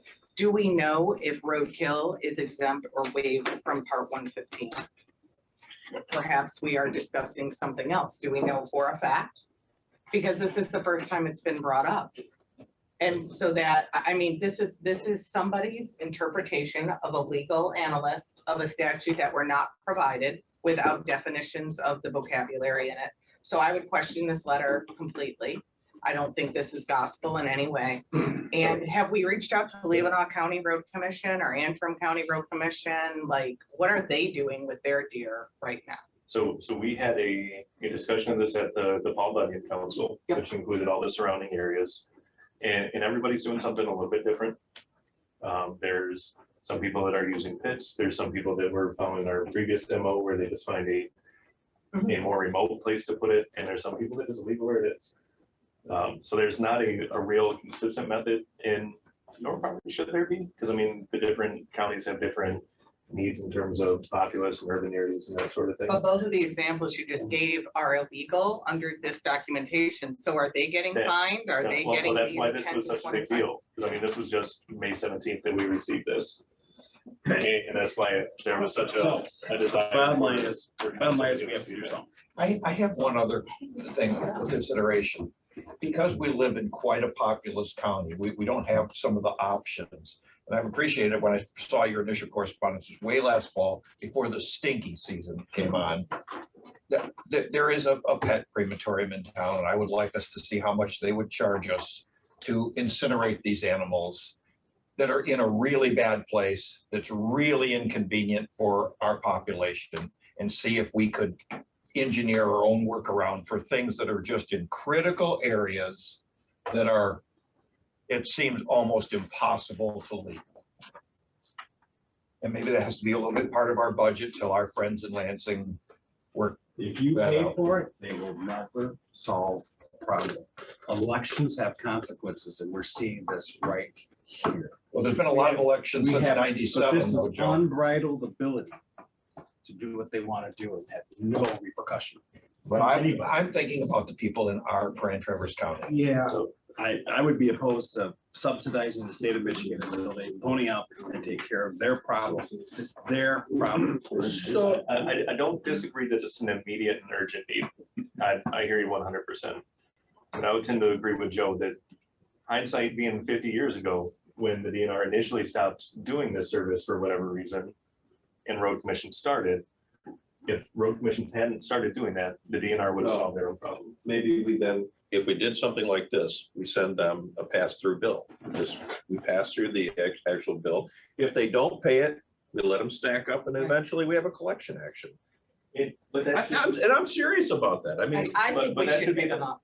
but that Sorry, should- I do. I think we should pick them up. And they allow incineration, so let's talk to the young couple that owns that, see if there's, if they're big enough. yeah, they might not be But big. until we get that, I'm not gonna support anything that puts the crew members at risk. But No, has and anybody's that's really crew not- member gotten a ticket? The DNR specifically approached members of our staff and alluded to citations. That's what precipitated this whole thing. That was for dragging them off into the DNR. well, here's the thing, Okay. this, Yeah. my understanding is that this is from the legal Yep. staff at And that's what we McPherson. need to. So I'm not gonna ignore our self-insurance pools legal So therefore- legal attorney's advice here. I mean, we should pick Effective it, date whether of we should not 29. pick it. That's not, And I would who's this like a being motion. sent to? This is gonna be a policy. Until This is, this is gonna be our. this is what we were intending to send out. It's a letter. yeah, it's a letter, it's a press release. A press release to everybody that is interested Yeah, in this topic. townships, all the, 29th. yeah, all the townships, yeah. This is telling everybody on the 29th. What I would And like to add I'm gonna here take a vote is, to back it up. I'd like to add here that this is the advice, this is the advice and opinion of our self-insurance board legal counsel, that this is not the road commission board just making it up. This is the legal advice being given from McPherson. I'd like that to be very prominently stated. And do we need an action from us, or would you prefer an action from us? I think so. So would anybody like to make a motion to put this in effect on the 29th? I will make that motion. Wait a minute, to put it into effect, meaning a policy or just to send this out as a press release? It's a policy. It's To legal. follow the legal advice on how we should handle. And every other road commission is doing this up north, I believe every other road commission has had a communication about this. because they all follow this McCrissa, this Michigan, That's right. Yeah, they- right? they- Like, we're all together in Now, this, they may be choosing to go against it. Yeah. But that's. because it's up to each individual road commission how they're going to handle it, right? Yeah, so they. Their road commission board, I'm and sorry. I should be board. Everybody's received a two-page memo from legal counsel advising them to follow this practice. If Each they, road commission in the state of Michigan that is insured by McChrystal. McCrissa has received Correct. a memo telling them. So are there other road commission boards considering a policy, if you will, like this? This is so new, I'm not aware of what the other boards are doing. But we do know that High based on Paul Bunyan's opinion. Okay, Because if you wind up in court, these are the people that go into court with you. They provide us coverage, they are the ones who will cover us, who pay for the legal bills, for defense. And they're the ones that defended Genesee County against Eagle with. That's why we have insurance. what was the outcome of that? The letter still stands, the fines were not levied. as of yet. Yeah, But how's it? Yeah, not a closed Anybody case else yet. Talking about it. That's all I'm curious about. I've never been able to get an answer to that question. Because no one else, I think we pick the most number of deer, don't we, like five? Well, Five well, hundred. in Leelanau, you have 16,000 people. Right, Annual I'm just talking residents. about neighborhood. Here you have 100,000 residents and 1 million plus. But annual all visitors. 83 counties are following these same, I mean, we're all part of the state of Michigan, so we all have the same eagle and the Yep. same. Correct. So. And many, yeah, I mean, there are many counties downstate that simply do not touch deer. They just leave them. And Kalamazoo County has a very specific policy that they have nothing to do with roadkill, period. You're talking about their road commission. Correct. Yeah. Yeah. And every road commission board has the discretion not to follow legal advice of council either. I mean, that's not just limited to that. If there's no support for the motion, I just want the record to, Does anybody else want to to reflect. Fine, that I will I'm not- support it. to I'm not in discuss. favor That's of it. fine. That's fine. I'll support it to discuss. I just, Would you prefer a roll call or just a voice? Well, are you still discussing or are you ready? I feel like nobody wants to hear what I have to say, so I'm gonna show my mouth on this and vote No, no. go ahead. but, I don't agree with any of this. I think we should pick up the Pick deer. them up, take them to the incinerator. We should That's, pick up the so deer. I'm gonna vote no and we'll see what happens. I just think we Yeah, should. that's pick up why we the have a deer. motion. This is one of the most ridiculous uses of government time I can possibly imagine. The deer dies, we pick up the deer. We don't leave the deer rotting. And honestly, if somebody wants to find one of us, I feel like a GoFundMe would solve that very quickly because everybody else wants their deer picked up. This is just, it just seems so silly to me. I 100% support everything written in this. All of your opinions, I respect every one of them. I'm just saying, at some point, somebody on a road commission's gotta go, are you kidding me? The So, deer so died. here's the problem, here's the problem. If we go ahead, we pick up the deer and then one of our drivers is fine, okay, then we better come up with a policy that addresses that specific issue. I'm all for that.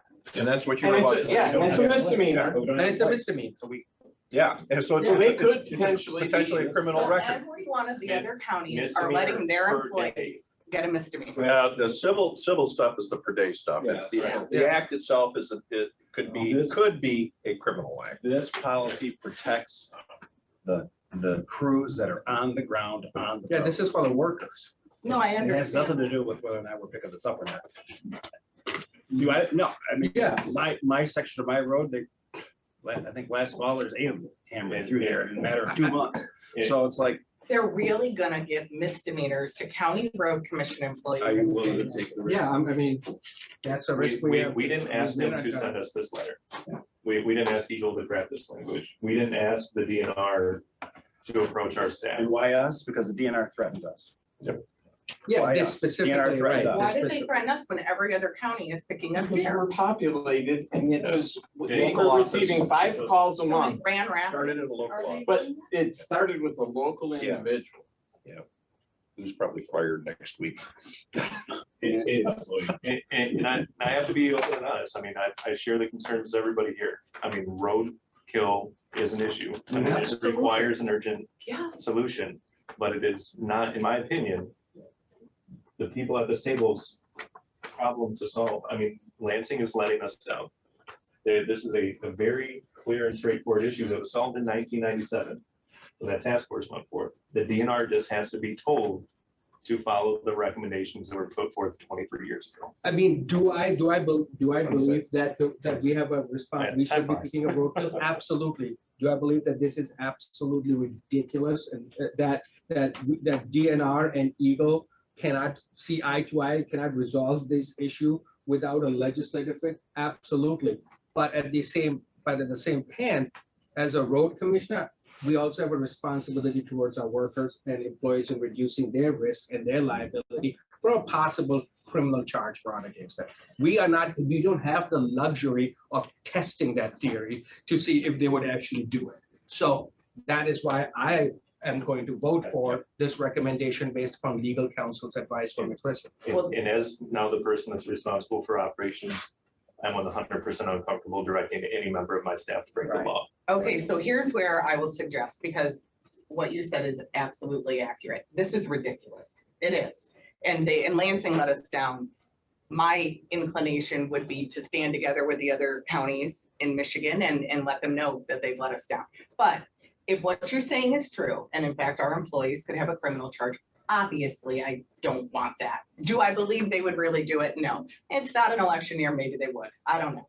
But if that is in fact the story that we have to get out is, you and I both know when people walk out their door or drive down the road and there's a dead deer, it's going to be, why isn't the road commission doing what they're supposed to do?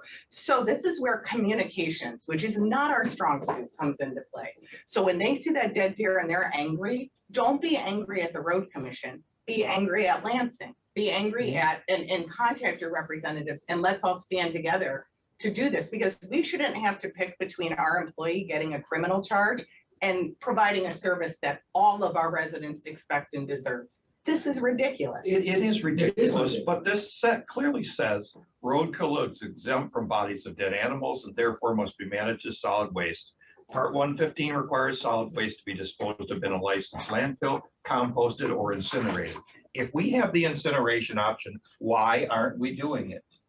But You might get there. we can, they are not mutually exclusive things, Alan. I mean, we can still invest, look into it and see if the local whatever crematorium will accept deer carcass. The issue right now is whether this is the policy we take. If we can find a crematorium or something, we can always reverse it. No, it's changed. We can always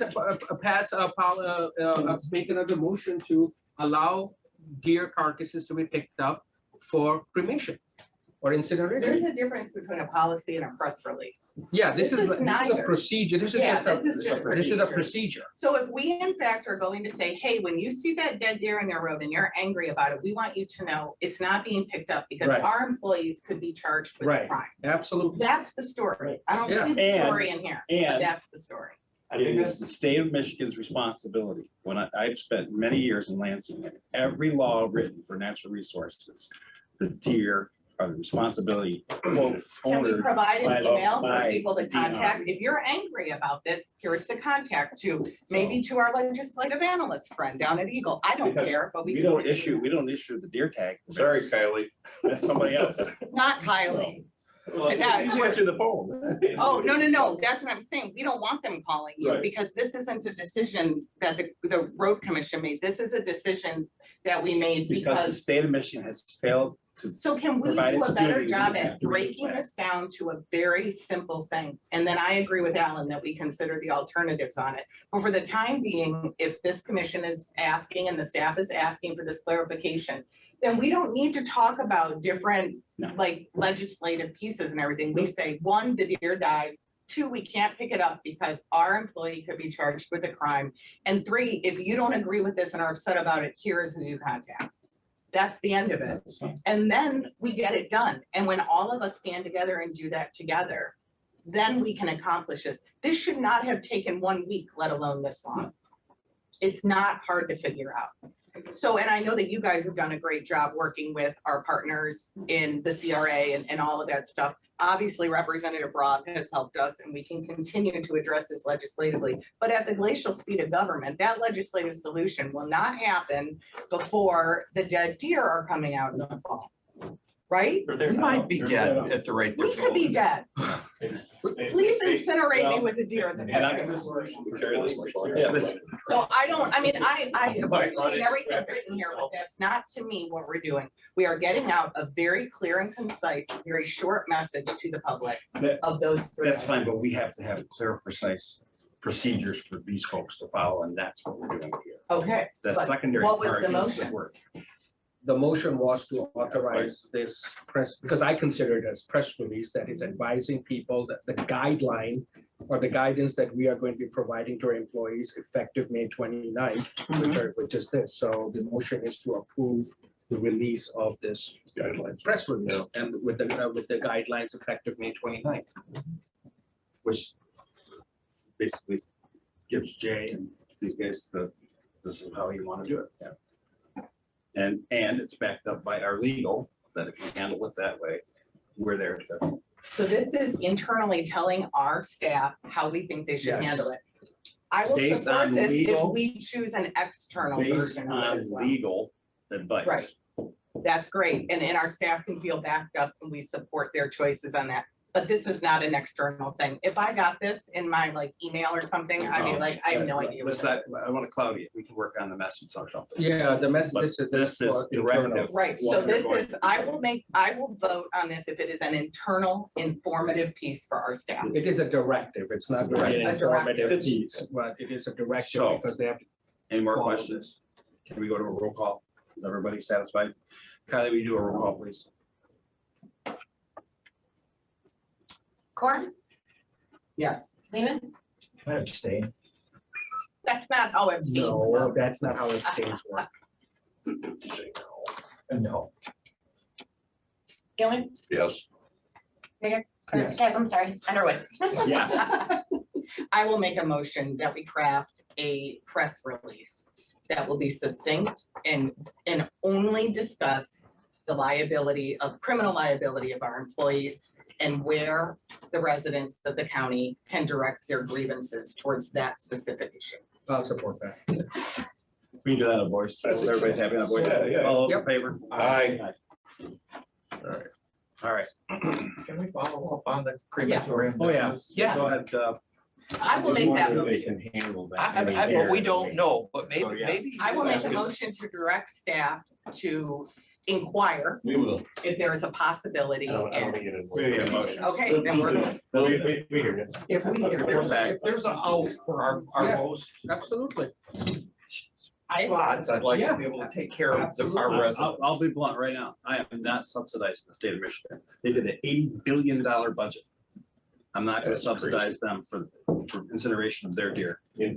It's gonna be at a markedly high price. I mean, I'm literally had to have a dog cremated. It is about a very year ago. expensive. You're not talking about $20. But we're not gonna get a souvenir paw print with it and the ashes. You don't want to collect $5. Well, maybe we can get a discount Okay, rate. they're pretty nice people, and they might help us too. Maybe we can get a discount rate. We're certain About that deer are roadkill that fall under the solid waste part 115. We're certain of that. So that's the interpretation from the people that are citing us if we do it. So Eagle has the authority to enforce that, and if that's their position they take, we don't have any position to contradict that. Has McChrystal's legal counsel reviewed that interpretation and have they given an opinion? That's what precipitated that. Okay, so they obviously they feel that there is merit to that. Yeah. More interesting than what's coming up here. I mean, It's always they- the small things that. Don't get me wrong, and that's why this is why it's phrased in such a way, that we don't agree that Eagle has that authority, but we don't have any basis to stop them from citing us. We only can argue if it's defensible or not.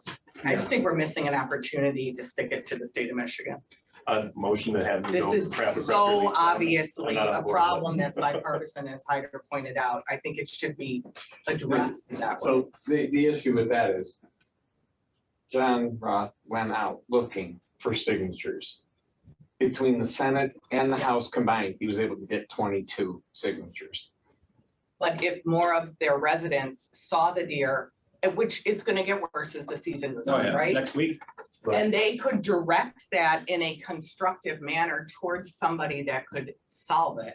I feel like we could be that conduit to get that information out. You know, for us, obviously, it's our representatives. This is the tough cycle though, because then if we do what realistically is the right thing for the people by finding a solution, they're not gonna have the impetus to be mad enough to influence their elected. Well, let's That's just where look at- communications and messaging comes Let's just out. look into that Yeah, and keep and going. see what we even get. Whether, I I understand. mean, it's a moot point if Let's they have say no, we fun. don't. Let's spend some money. Yeah. We're Yeah. missing all G. the I would opportunity. move that we direct the chair, another member, and the clerk to sign the Form 2044 for the engineer reimbursement of $10,000. Support. Second. Support. All right, roll call. Lehman, Yes. Gilman. Yep.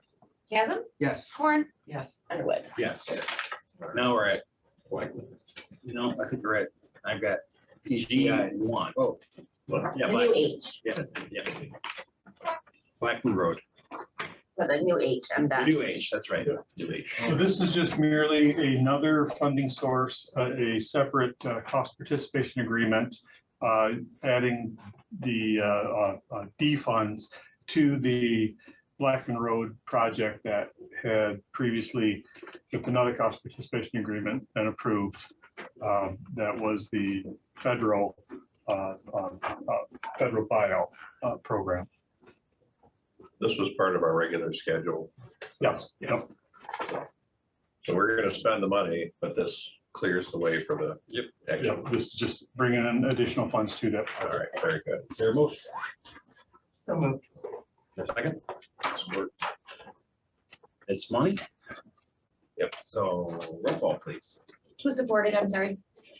Jason. Jason, okay, sorry. Gilman, Yes. Chasm, Yes. Horn, Yes. Lehman, Yes. Underwood. Yes.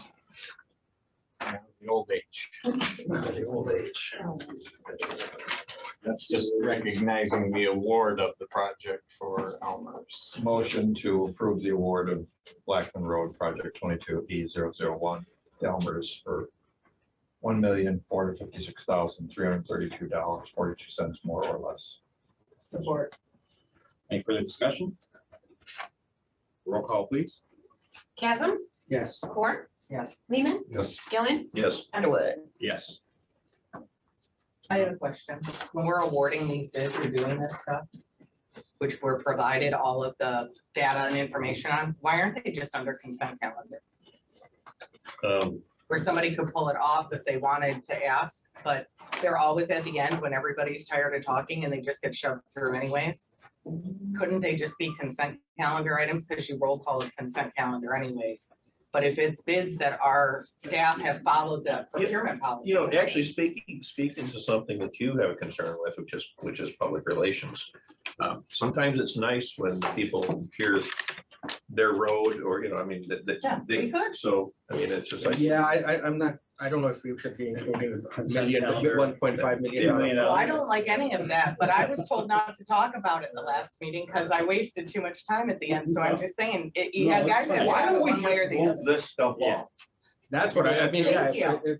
I think we just, yeah, I think That's fine. sometimes some We can do items get dragged on for way too long, and, Because, yeah, yeah. I mean, and. So if they go at the end and they're always skipped over, but you guys feel rightfully so that they aren't consent calendar items, I think you see what I'm saying. You don't get it both ways. They're either valuable for discussion or not. We can look at moving them around for the next meeting. Payment marking. So recommendation to award the payment marking program to PK Contracting for a price of $912,152.85 more or less.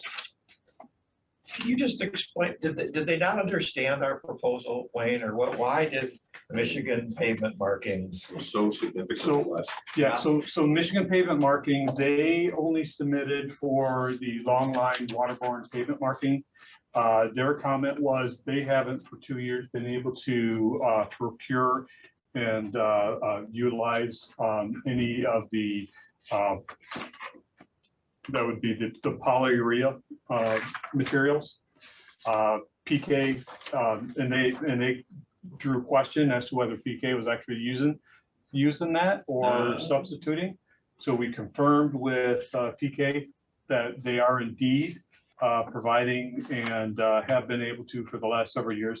They are purchasing the polyurea and utilizing that. Do we have to have polyurea? Polyurea is for the special pavement markings. We could go with waterborne. They're not gonna really last that long. How long? But yeah, what's the difference? Do we remark them every year anyway? Not the special pavement markings. With the higher materials, they will last a couple years. But the long lines, they will tend to get replaced every year, just because they're surface exposed and the retroreflectivity is what we really lose real fast. Could you bid these separate next year so that somebody, the long line people we'd have a competitive thing in the long lines then and make the special pavement markings? It's a significant breakout. I mean, If I'm gonna make the motion or support the motion, whatever you want here, but if the other bidder can't get it and can't do it, let's get competition in the two bidders who can do the one job. Maybe it won't turn out. Maybe not. That's certainly a good request. This is the first time that question has been posed to us, that a contractor had not been able to get the materials. So I like the suggestion of splitting this out so that next year we can have that competition. Competition in the long, okay. I'm gonna take some heat off Lisa. So, and I'm gonna, what is long line pavement? Okay, sorry. Long line is the either the dashed yellows down the center or the double yellows down the center and the white fog line, the white edge line on the outside. And so Michigan pavement markings bid of $529,386.83 is only to do the double yellow line, the white sidelines, and the dashed yellow line. As compared to what that the other two companies were hitting on. So the other company, the other one company, PK Contracting, bid on that as well as all the special pavement markings. So And it's what are those? What are crosswalk, the crosswalk bars, stop bars, merge arrows, left turn, right turn arrows, and the school markings. So we don't need those markings done or at this point? Yes, yes, we do. So then why are we only recommending the long line? No, actually, the recommendation is for PK does everything. Take the 900. Ah, They're doing everything. They're doing more. Okay, that makes sense. They're doing Okay, more. so They're we're the doing it. lowest of the. Of the two, of the. Yeah. Unless you thought we could go one more year without the. That's fine. Now, they're really bad. We do receive a number of phone calls. I did, because I anticipated the question I did when in conversation with PK, with their vice president, I've talked to them and I said, what if we were to give you a conditional award of just the special pavement markings? Because that would save us about $74,000. His comment was, then you can have the whole contract. I'm sure that will. So I explored that option. I don't recommend that option. I make a motion when we award the contract to PK for the engineer's recommendation. I'll support it. And this is for the entire county. Oh, do you want the number? Yeah. Yes. I'm sorry, 9/12/152.85. And it doesn't even, more or less. Yes, it's for the entire. The county. entire county. So a level 2 road or a level 10 road, it doesn't matter the condition of the road, we're striping them, right? We're not striping every road though, it's whatever they. We don't mark subdivisions. We. Right. Correct. You know, so this is. Thank you for making that extra effort of asking PK, because that actually directs my vote on this. Absolutely. Hopefully they move the deer. All right. How often do we do the striping on the county, like the road? Like, how often is this done? So that's going to depend on the kind of traffic, and Okay. we're looking at this, and we want to develop a program to where we're going to be looking at like our primary roads. In our rural primary roads, we could maybe get 2 years. Okay. Our urbanized primary roads, Yeah. a couple snowplows. I see. On that. So, and then on local roads, I'm gonna say that we could probably get maybe 3 to 4 And just to years. clarify, so Michigan pavement markings, so they were saying just the long ones, they weren't saying we're gonna use the same paint and trying to do the special markings. Or were they? No, they only bid on the 4-inch waterborne. Yeah, okay, no, right, understood. Okay.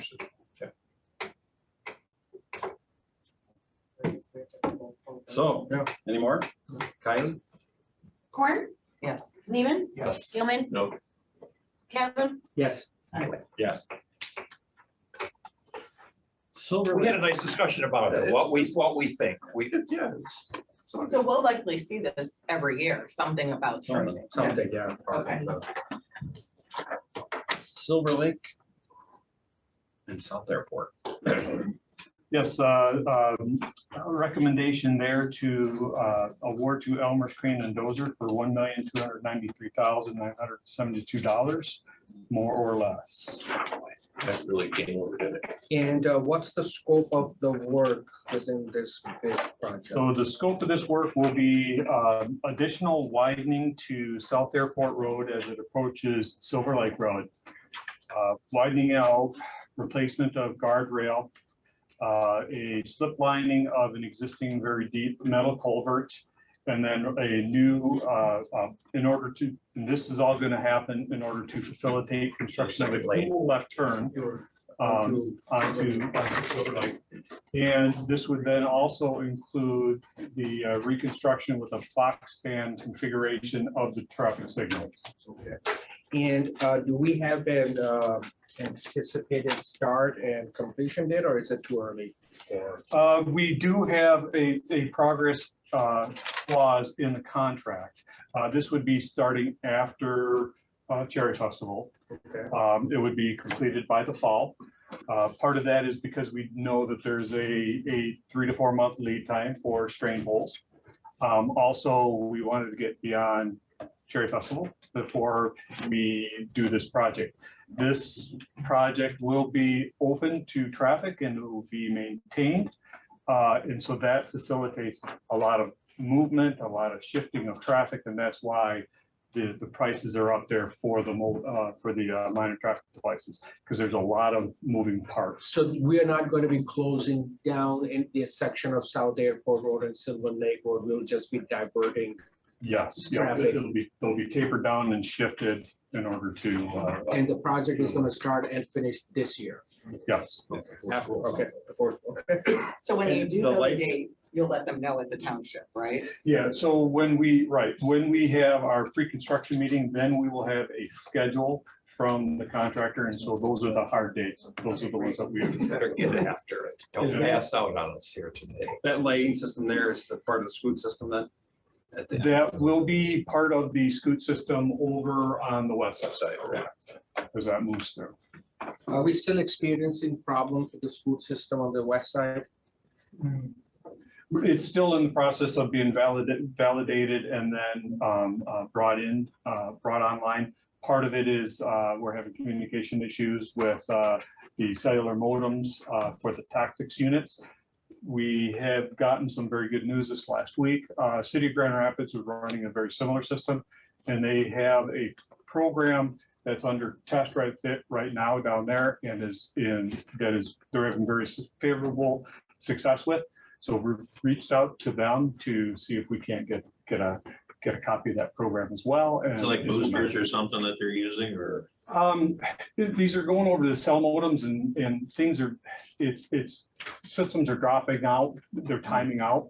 And the companies haven't been able to figure it out why, but they've been doing some adaptation with the program, and it's. Without going too far into the weeds, who is the carrier that we're using? Our carrier, I believe that we are using, is it AT&T or is it Verizon is our cell modem? I don't know where our building is. Verizon. They're both, I mean, AT&T and Verizon share, but I'm just curious. Yeah. I will. You're gonna make the motion? Yeah, I will make the motion to approve the successful bid from Elmer's Crane and Dozer Inc. in the amount of $1,293,972 more or less. Second? Sure. Any more discussion? That you are recommending to the low bidder. The other bidder was even more. And I think your explanation that this is a pain in the neck project it's something that's valuable to our community. That intersection, I have to talk about It lines up. some other ones Yeah. later when it's my chance, but Came up Tuesday. Yeah, Tuesday. I have to speak about some other intersections. But so that was my comment. It's a lot of money, but it's a project that people don't like. It's hard to do. Oh, It's sure. congested. I worked in traffic when we paved this front street. And the people were driving between the rollers and the paver, even though it was 100% closed. It's really hard to work in traffic, and I understand. So that was my comment. Yeah. This is gonna be a significant improvement. I drive this every single day on the way home from work, and it is much needed and a great. Okay, let's spend her. All right. Seaman, Yes. Gilman. Yep. Chasm, Yes. Swart, Underwood. Yes. The next one we're after is Heron Road. Yes, we recommend awarding to Reith Riley Construction Company, the successful and confirmed low bidder of $476,121.35 more or less. Do we have the documents? Yeah, I don't have the document. We don't have that one. Can we get documents? Can we take a break and get some documents? Yeah, I don't. Oh, I'm like, And I may need to use the bathroom. I'm like, Heron Road, we're gonna go ahead and Yeah, get some documents. 5 minutes. You can take your All right. Gotta go.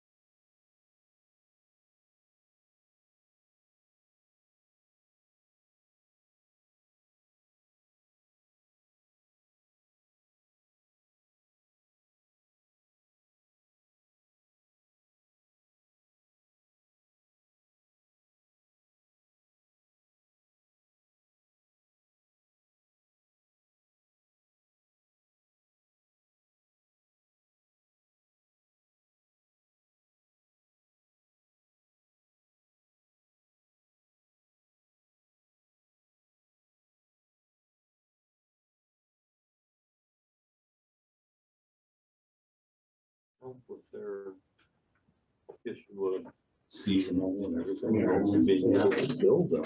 No. Yeah, I was thinking that myself. Yeah, the residential, Fudge Straight Mini.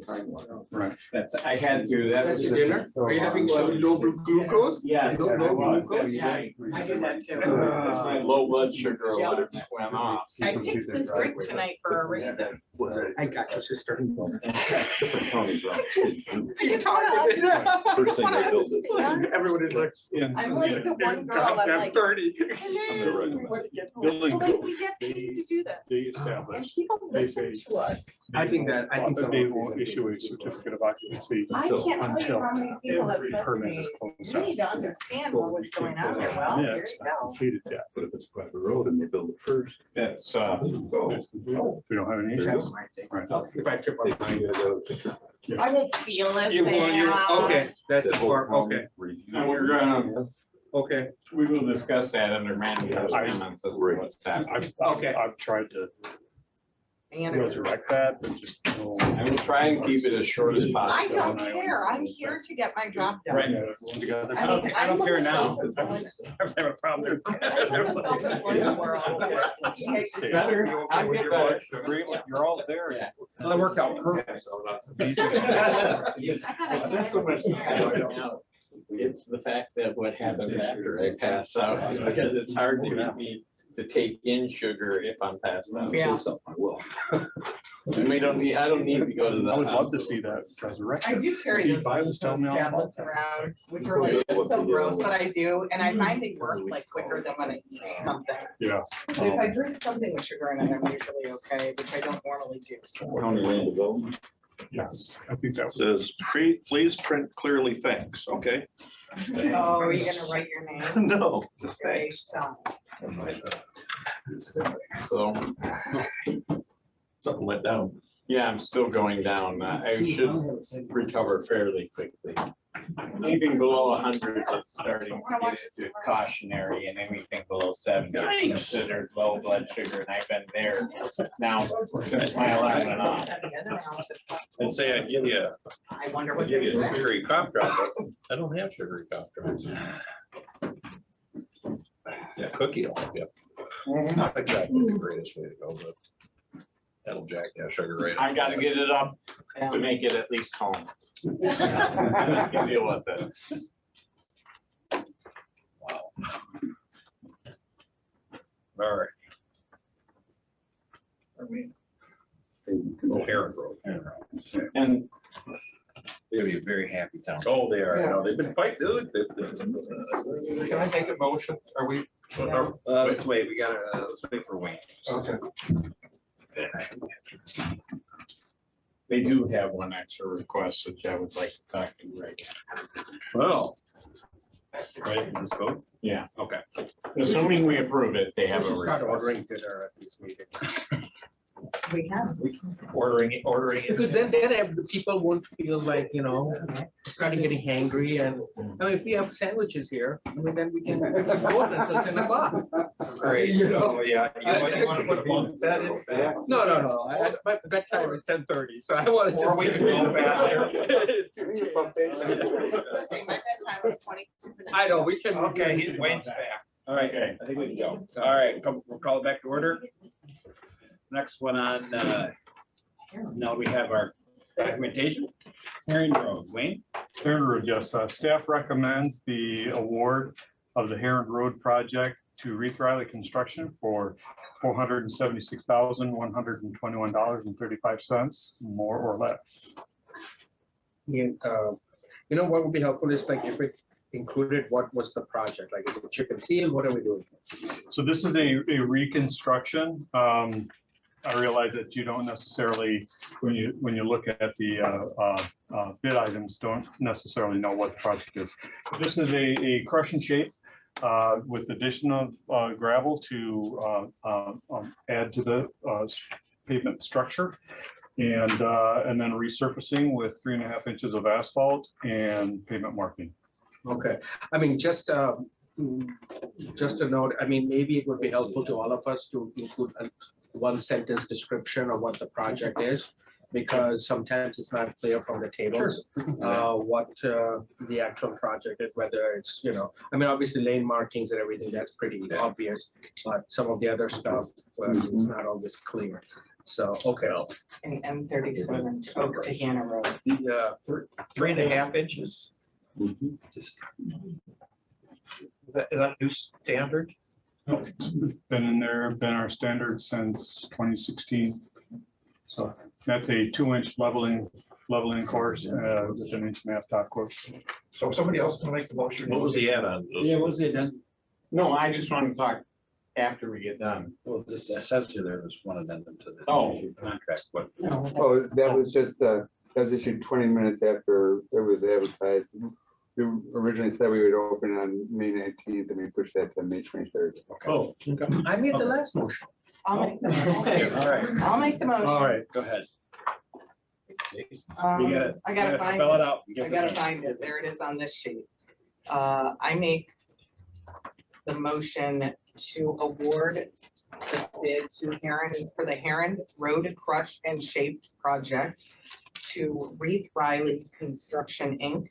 at a unit price bid total of $476,121.35, more or less. support that. Supports it. Any additional conversation? On the description, maybe they could put like 3 miles or 10 miles or whatever. Yeah. Just, it's better to understand. the Yeah, stuff. that could be helpful. I do like, I mean, they have a description. I unfortunately don't know where Hannah Brook is. So. Yeah. Was it out there every month? Kylie? Gilman. yes. Chasm. Yes. Corn. Yes. Lehman. Yes. Underwood. Yes. Okay. The township, Mr. Ogre called me, and he does appreciate the fact that we've already approved him to take advance Yeah. on his funding that And we we're had decided after that them. prior. But he would also like the possibility, because he is planning on doing 2 other roads within the township. He would like the possibility to have the agreement that he had previously with us, where we would give him 2 or potentially 3 years to pay the additional amount above his 221,000 that he was going to say. So he would be able to make $33,000 to $50,000 payments on that additional 100,000 over the next 2 years. It recognizes the cost of money right now. I mean, it's smart. Get it now, it's gonna cost more later, and interests. What do we, I mean, Typically, if it's 2 years, we haven't charged them. okay, see? Isn't that what we did for Long Lake? Yeah, we let him go on. Do we have a policy for splitting up payments on projects? It's just a case by case. Most of the time, like East Bay never has asked us, but Paradise has asked us for 2 years on one in the past.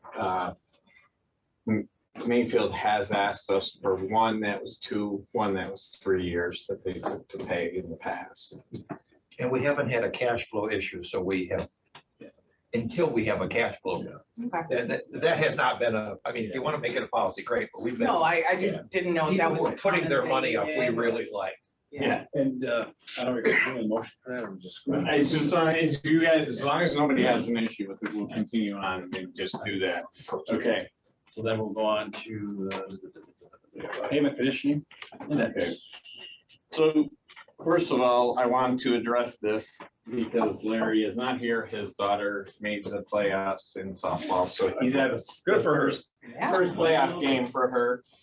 So I will go over this. I did this as a strategic plan approach, where this does meet several of our goals and objectives: 2D, 2H, 1D, 7C, 7A, and 3B. But what this is effectively is data collection so that we can have everything collected in 1 year, instead of us having to take many, many years of interns going out to collect a lot of this data. It also is giving us a payment condition index, which is substantially more comprehensive than the windshield surveys that we do and gives us a much better way to address these local streets with the townships, and we can sit down with them and help them develop an asset management plan. It is a one-time ask that gives us the ability to then have all of our data out there. There is potentially, because this is a stereographic imaging system, we would be able to then go back and get other things collected if we so decide. So what is the data that you will be collecting? We are gonna do the first drive-through of every road we have, except for seasonals. We'll hit the gravels, we'll hit the paved. We'll then have the condition of the roads for all the paved roads. And we will have our signs collected as part of this. So is there a machine or? It is equipment you're truck using? mounted. It is truck. And it So- just- Like Google car driving through. Yeah. So it measures the condition of pavement, like Yes. on what scale? Like One good, 1 to 100. 100 being perfect, 1 being totally garbage. It's much better than the windshield, but it also gives us rideability, which we've never done before here. And as we start getting into this and start developing our true asset management plan, that is a factor that should be considered as we look at our roads. And it's something that potentially, as we become an MPO, this may be something that we decide for the next round that we are better off buying the equipment. I was just going to ask, what does it cost for a LiDAR? I mean, have we approached that as a possibility at all? We would be looking at doing it. The problem is here is it's probably something that is good for the second round. The fact that they are able to process all of this and give us all this information right now is huge. For us in the future, then we aren't trying to collect lane widths, road widths. We are only looking to collect the pavement condition in the future. And it is something that we then would potentially be sharing with other county road commissions in the area, as well as the city of Traverse City, as well as the, villages that are within Grand Traverse County. They would have the ability to do this in the future for themselves with the equipment that we would look at purchasing. It is very pricey equipment. It is something we would have to do a much more comprehensive look at, but it's something that we are interested in getting this done now. And if anybody is interested, I can go get you the entire packet of what they did and how they did it. is this data collection also include then road width and road length or just? It's everything. It's gonna have, we have the ability, we are going to get the width and length of every segment of road. Okay. We are going to get the signs. We are going to get culverts that we can currently see. When you say signs, meaning what signs are on that particular? Yeah, traffic signs. Okay. They will collect that, and we will have photo imagery of everything that's out there. And this will include all our primary roads and all our local roads minus seasonal roads. Yes. So local roads would include subdivision roads? Yes. Okay. As well as gravel roads that are out there. We would collect the areas and we would collect the signs. Obviously, it's not collecting a pavement condition index for those, so. Public road subdivisions. Yes. Not all subdivisions. And it apparently also will collect crosswalks and markings and stripings and all that data. So to determine the condition of those pavement markings and. Yes. Okay. What about bridges? It's gonna determine the, yeah. We're just gonna place them. There's still so much that has to be done separately for bridges. We have 21 bridges in the county. They need to be dealt with. So it's the same size type of data, condition of pavement, length, width, that type of thing for bridges as well. Well, that's all we would collect is the surface information on the bridge. The bridge itself needs to have a true inspection done. That's different. That's different than what this system is capable of. So this is all the data we'll ever need then? Or is there something additional? Well, for the time being, I mean, this data is gonna be old next year. Oh, yeah, but I mean, no, this is. And I think so right now, I mean, we're already collecting some data for asset management, but it's requiring 2 or sometimes 3 engineers, depending on the requirements of the asset management council, to do these windshield estimates. So even though this is like $330K, I mean, we do have cost avoidances by taking this on. Well, And with a good set of data, we should be able to predict those deterioration. you're looking for a baseline. I get that on that one. We don't know where we're at. But you say it takes 2 or 3 engineers. I mean, it takes 2 or 3 engineers some of their time, is what you're saying. Yeah, it's not 2 to 3 FTEs Right, dedicated all right. year round. Unless you look at the comprehensive data collection that this is doing. I mean, right now, I mean, when we're doing PASER ratings, we're not doing geospatial location. I mean, I look at the LiDAR as the most important part of this, frankly, because I mean, you could take a look at it, you can determine what the condition of your base is that you just can't do from a look-see. I mean, you could drive on it, you could feel a bump and you go, why is that bump there? You don't know exactly what's there. That the LiDAR can answer that. That's why I asked, how much is a LiDAR? And would it be a better idea to take this kind of money, spend $100,000 on a LiDAR and give Jason Sikuski a couple $100,000 to make the roads better and make everybody happy in the meantime? I thought you were gonna say raise, I would have supported How do we have the skill set to analyze that? And that's what I mean, and I think that's what Brad was alluding to, is that's something we definitely want to take a look at. You know, this is something that'll get us started. But any like kind of future initiative, yeah, I mean, you're having your equipment costs, but you also have your operational and Right. administrative costs that'll be associated with it. And that's something that we want to take a look at. Because having that dedicated resource, I mean, that is a specialized skill set, you know, not only to operate that equipment, but also to calibrate, and maintain that equipment. You know, and that's something that realistically, I think is value add not only for our county, but if you look at the quad kind of area, the villages, the townships, but we need to have those kind of conversations before we get too headlong into that. Say like, hey, who wants to come to the table and play with us? Here's some cost, you know, estimates that we would think are reasonable. You guys want to share in this with us? Is this like a Schedule C rate thing where we have an employee and they pay us when they need them, but we have to cross those bridges yet?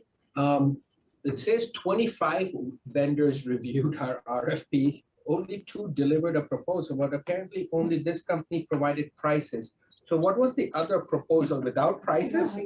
How do you submit a proposal? Jay. Yep, there's Larry. Hey, Jay, can you hear me? Yep, we can get you. All right. Yeah, let me cover the bids first here. What happened was we went out for a bid that was kind of a quality-based bid. And the other company that grabbed or gave us one of their proposals did not have the price in it. I did do an addendum like a week after we sent it out to all the bid holders, and that company still didn't put a price in it. So Transmap was the only company that came through and gave us a price. So it was really the only one that I can evaluate. Transmap is very unique. They've been doing it for 30 years. The baseline of what Jason's talking about is, you know, again, 1 through 100 gives us much more data to query and be able to, you know, try to figure out in more detail as it integrates with our GIS. I can query the data. I can say, hey, find me all the roads with the most cracks. Find me all the roads with the most rutting. So all of these defects are, you know, prioritized better for us to project our projects for future years. Okay, thank you. Another plugin for the city works essentially. Yes, and it does integrate with CityWorks. It integrates with GIS. And right now, like, we do have Pacer, but Pacer is a 1 to 10, and it's very subjective. A person goes out there, gets in a car, windshield kind of rating And this is a piece of equipment that if I run this piece of equipment over those roads in 5 years from now, it's going to give me the same exact rating, that PCI. And it also gives us our structural condition index. So there's much more that happens. Ride quality.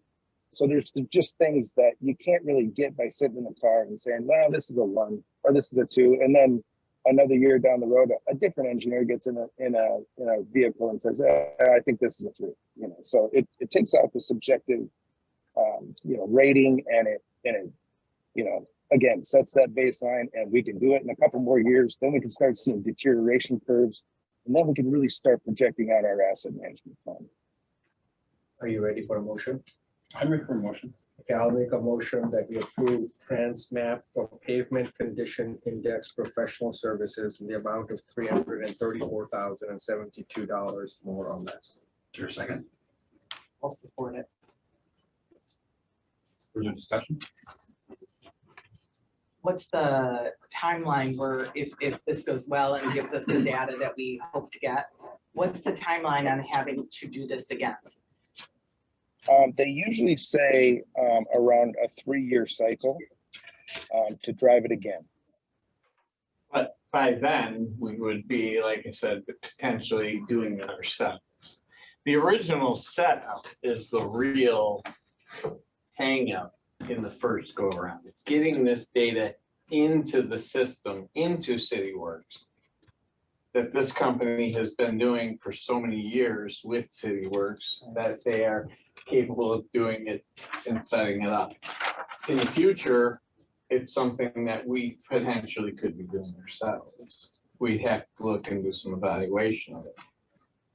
In the future, we also don't need them to do some of the optional things. If they were to come through, some of the stuff that originally now has to be done, this true area calculation no longer has to be done. We aren't looking to collect signs, because once we have the sign data in there, we're going to be tracking what's changing as the crew goes out and does sign work orders. The nice thing with it is all of the data, all the imagery is ours. So if we decide, hey, we want to go out and look at this data and say, okay, where are these trees or this pavement marking or this type of thing, we've got that imagery associated in our CityWorks right away. And we can go out and look at it. It's like Google, like if you put the little guy on Google's sheet, they've got the center line done. It's that type of data, more exacting than what Google will allow. And we don't even have anybody in-house right now that has the skill set for to analyze this data and input it at this current time. Do we have somebody, Larry? Yes, we do. Right now, once the data is input, it goes into another piece of software, and that software is called Agile Assets. But we're not getting that until we have the data, because they have to process the data. They have to do different things with the data. Data here, right? Like we couldn't. Correct. Well, okay. Yeah, it really wouldn't be something that, if we get into the whole, let's, buy our own equipment and that type of stuff, then yeah, we're going to have to get into a whole different realm of things, and that'll be different. But right now, if we get the data in-house, working with engineering, trying to take this data, analyze it, and then the biggest thing is just, again, projecting out our projects for years to come, and build that asset management plan. And so if we do find a road that has this many cracks or whatever, and we say, hey, all of these roads that are like this, we're going to do a crack seal, or all of the roads that are like this, we're going to do a chip seal. So that's the real big benefit there. I mean, this thing will map out every crack on the road. It's pretty impressive.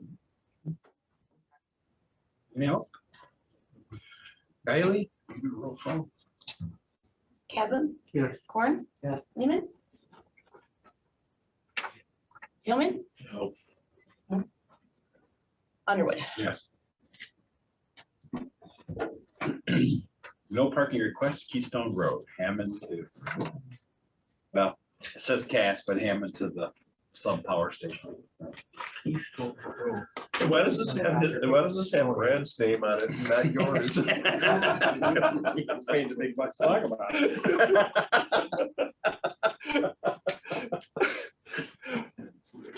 This is an issue we have around, it's not just here. We also have the same issue back behind Turtle Creek Stadium. We don't have the authority to establish a permanent no parking zone. Right, township does. So we're basically saying from our board, we want to request that Garfield Township take this up and say, look, it's a safety hazard now. So the sheriff department is not willing to enforce the fact that it is parking on the railroad right of way. Right, exactly, and not right of way, or our right of way, one or the other. Yeah, so they are not willing to take that as valid way to enforce, even though the railroad says, yeah, it's fact of life. That's the nature of it. You have to know you can't park there. There's 2 signs up there. It says this is right of way of the railroad. You can't park here. The sheriff's department will not enforce it based on that law, but they will enforce it if there are an ordinance with a true no parking. Right. Well, fine. Can they create an ordinance at the township that applies to MDOT rail right away though? We just want them to not be allowed to park anywhere on that side of the road. And we're able to do that, or Garfield would be able to do that even if the railroad is involved. Sure. So here's a theoretical. What if somebody just breaks down and parks there, and then there's this ordinance in effect, and it may not be parked, but it's parked. Then they go see the magistrate and explain to them. So they have to go through an additional process. It's a municipal ticket, it's a parking ticket. However. And the reason this comes up, I don't know who's been through this area. I was through here 2 weeks ago on a Saturday. Well, I was, yeah. The problem is not the fact that they're parking there, really. The problem is the fact that they're not paying attention to their kids when they. Yeah, they open the kids up. door. They open the door, kids fly out. Yeah. Next thing you know, you got kids standing in Keystone. Yeah. During a point where there's cars everywhere and people are driving 55 through there. We don't want to see a kid get hit. The fact that they now have 2 entrances, which are more than sufficient to get traffic in and out quickly from their own parking, means that they have, and they have the parking there. They must have an overflow parking issue though, because I mean, there's still people parking next to the power transformers. Don't want to wait. in And they're line walking to get across out. those walkways that I never thought would be used. Of course, stopping people, on a Saturday, from going around the roundabout at any decent speed. But Part of our T-based contract though was the creation of that auxiliary parking area that you see. Obviously, it's not done. It's still got quite steep, sides to it. But, a big hefty part of our negotiation on that contract with them was that creation of the other ingress egress. And then, of course, the auxiliary parking, just in preparation for something along the lines of the banning of the parking on.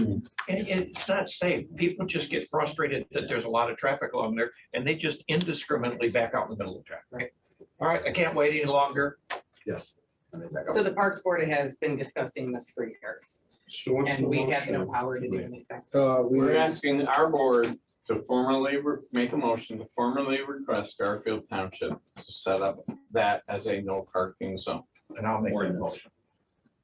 And I did Tuesday night, explain this to the Garfield Township Board. Well, I'll support, by the way, sorry, so you can. Yeah, sorry to discuss it.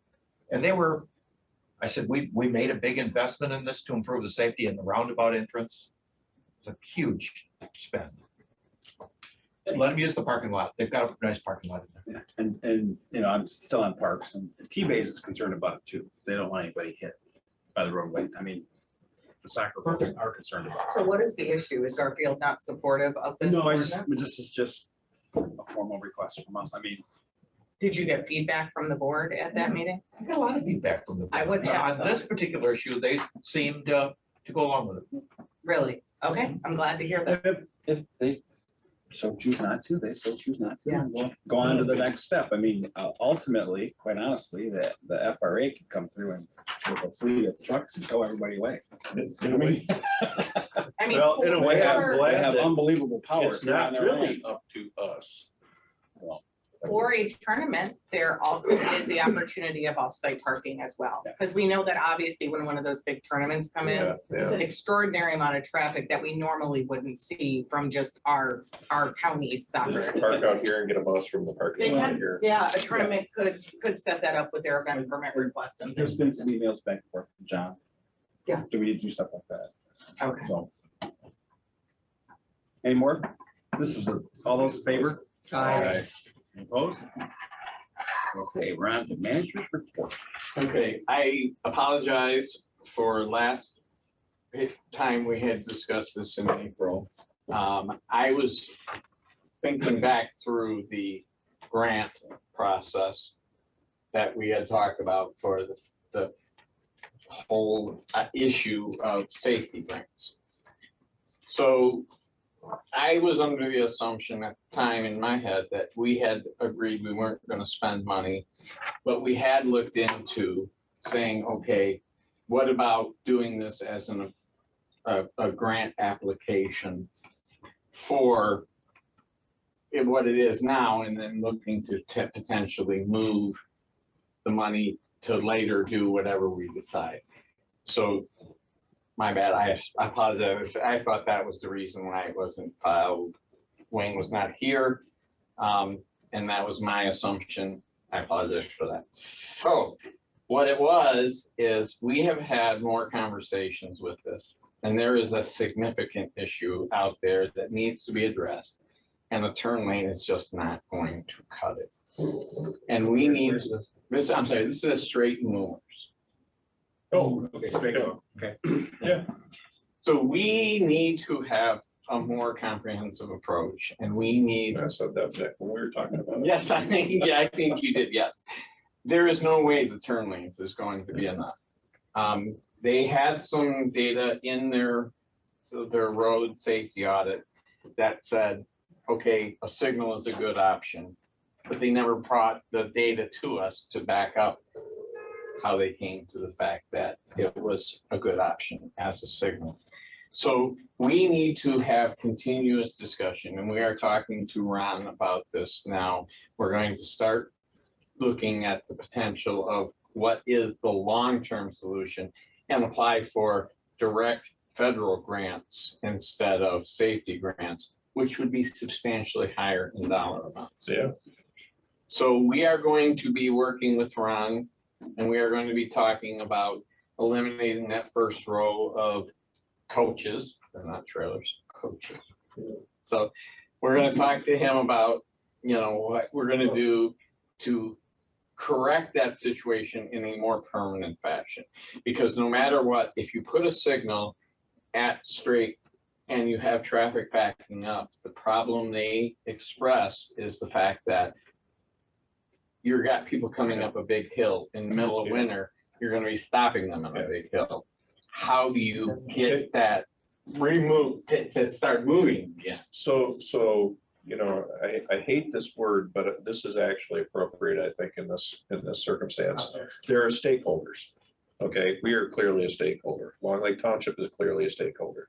Emergency Services is a stakeholder in this, as well as the Sheriff's Department. You know, we will need the help from all of these agencies and municipalities, I think. And that will carry weight with the federal government, I think, for that kind of stuff. But yeah, I mean, we need to keep traffic moving, but have some safe way to ingress and egress from Straight Road on the Long Lake. And so the one issue, as we started talking about this more in detail today. I lost track of my days. Sorry, I've been up for about 48 hours. So it's been a day. Yes, it has. So the discussion we have is if we do this right, the issue has always been the fact that Moomers has 2 driveways too. And people are turning left out of one and turning right out of the other. If we do this right and put in some sort of median dog bone looking roundabouts, doesn't matter which driveway they come out, they can only turn right. Right. So that eliminates that crisscrossing problem at Straight Road also. And I think that's probably a better solution in the long run to do that type of situation than it is to put in a turn lane, which is still gonna cause issues with that there. So that being said, we are going to be talking in great detail. If anybody wants to be part of that discussion with us, let us know. With whom will you be talking? With Ron. Yeah, I want to be included because I'm assigned that township, so. Yeah. I want- And we also are going to want to get additional feedback from others. You know, we will be talking to his fire folks and make sure that whatever we build is going to work well for everybody. So in the previous meeting, you had just talked about the idea of placing some sort of a temporary roundabouts, those as kind of a trial. Is that, I mean, you were talking about roundabouts just now. Is that something that it's still under consideration? We potentially could do with the portable minis. Yeah, that's I think is what they were called. Yeah. We could look into that also. That would probably give you an idea of whether that option would work. And I don't know for sure if that's, we will have to do some more research and details. The land layout is really tough though, because you got, you know, that drop off. Yeah. Yeah. And so no matter what, we definitely realize we need more right of way there than we have. Right. Have you communicated, so I'm assuming you've already communicated with Ron that the turn lane idea is. We've talked to him and said we need to talk in more detail about what is gonna happen out here. He still would like to potentially look at paving just the shoulders so that as people are going around, yes, it is illegal, but as people are going around, they are driving around on think so. paved instead of gravel. Encouraging. It's an issue. We know we need to do something. It needs to be done fairly quickly. We feel much better that we can do it through a comprehensive approach. Get it done, even if it means we pay for it out of our monies up front and get reimbursed by a federal grant that comes a year later. We've done that in the past where you say, okay, we front loaded, what road did we front load, Wayne? Where we did work? Garfield, or no, it was Barlow right down here. Didn't we do that? Before the grant came in, we paid for it. I'm not aware of, you're talking like advanced construct? Yeah, we've constructed stuff that we had grant funds coming the next year for. Wasn't that far out, I don't think, for Barlow. You knew you had grant. Yeah, it's something that through the process, you can get that put into place. It's already on the step, it's already approved. Yeah. It's just a matter that those federal funds aren't available to the next, fiscal year. How do we identify those grants? That's one of them that we will be using WSP for. So right now, we are still in the process of trying to come up with what is the best option for this intersections. Yeah, and right? I mean, we don't even. Yeah, we don't second even- look after saying that the light, or not a light, but Not a a- turn lane. Yeah, so turn lanes are out. But we still don't know whether a roundabout will work, obviously traffic light is out. So. Not necessarily, but we don't have all the information. We don't have the time of return for a signal in order to make that evaluation in comparison to a roundabout. But it almost sounds like from the discussions we have been having is that in order to have, say, for a traffic light, you almost have to reorient that road because the safety concern about coming up over a hill still remains.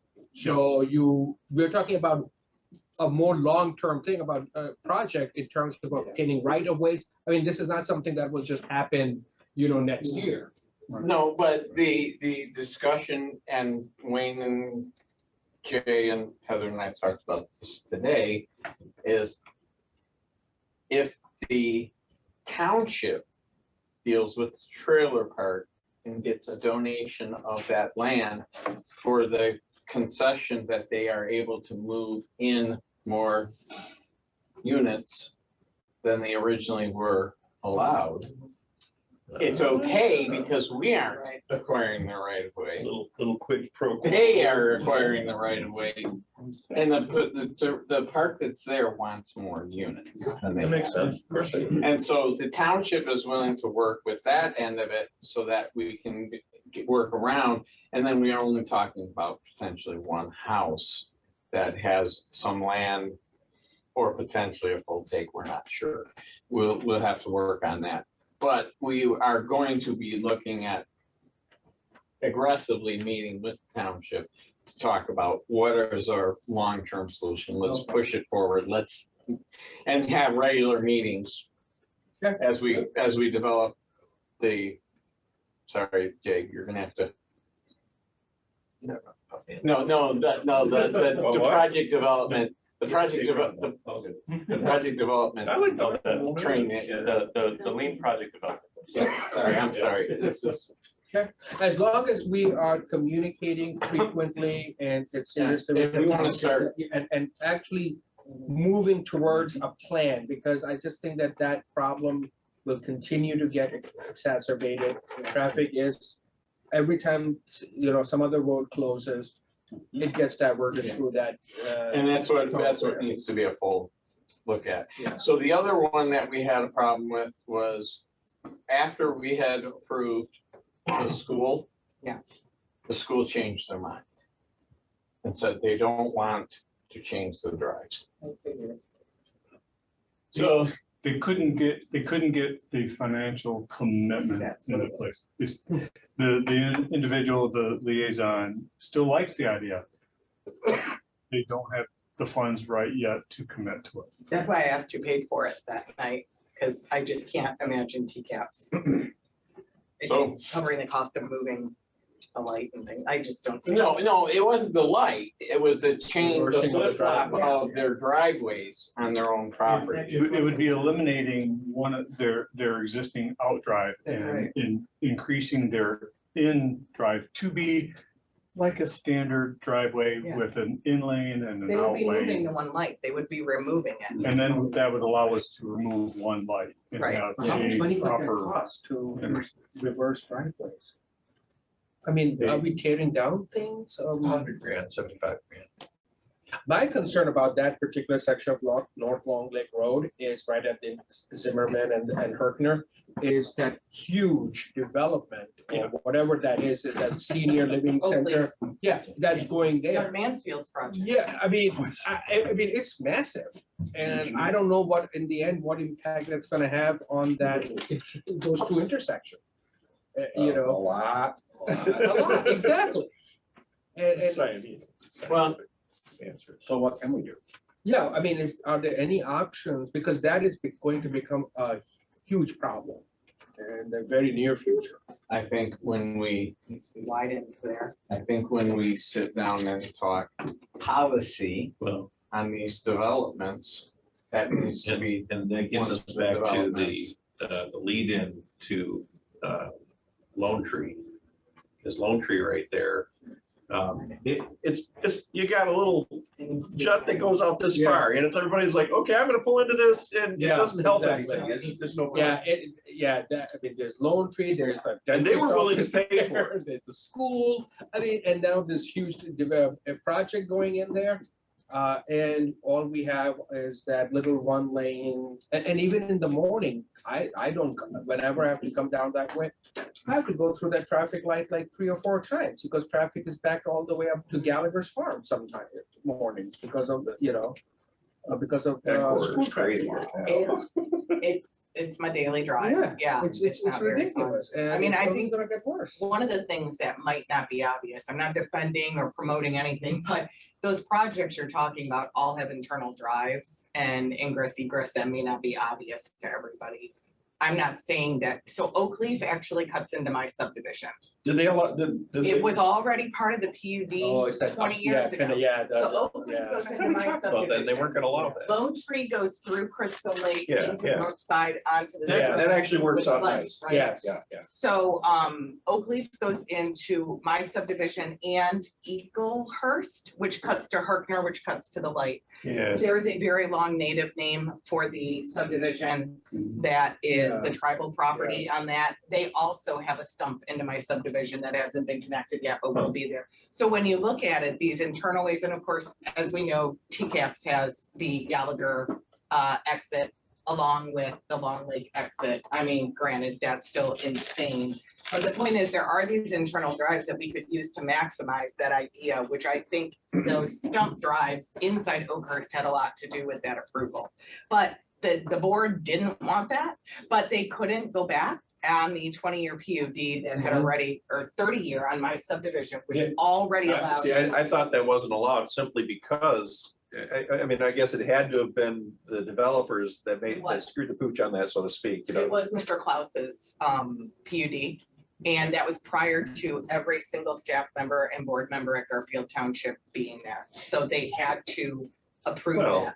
Yeah. Yeah. They didn't really expect anything to really happen. Honestly, I mean, you know, I agree. Long Lake Township back in 20 years ago, it's like, yeah, okay, you know, this farmland. So these are things to So that- consider when you're looking at those developments. There may be PUD inside roads that are there to illegal. No, that's a valid point, but I think in the end, people still Still horrible. gravitate towards, you Still know, the main horrible. I'm thoroughfares right with and- you, Hyder. and rather than going to. Did you have anything else? I am done. Okay. Well, I was, is there anything we can do?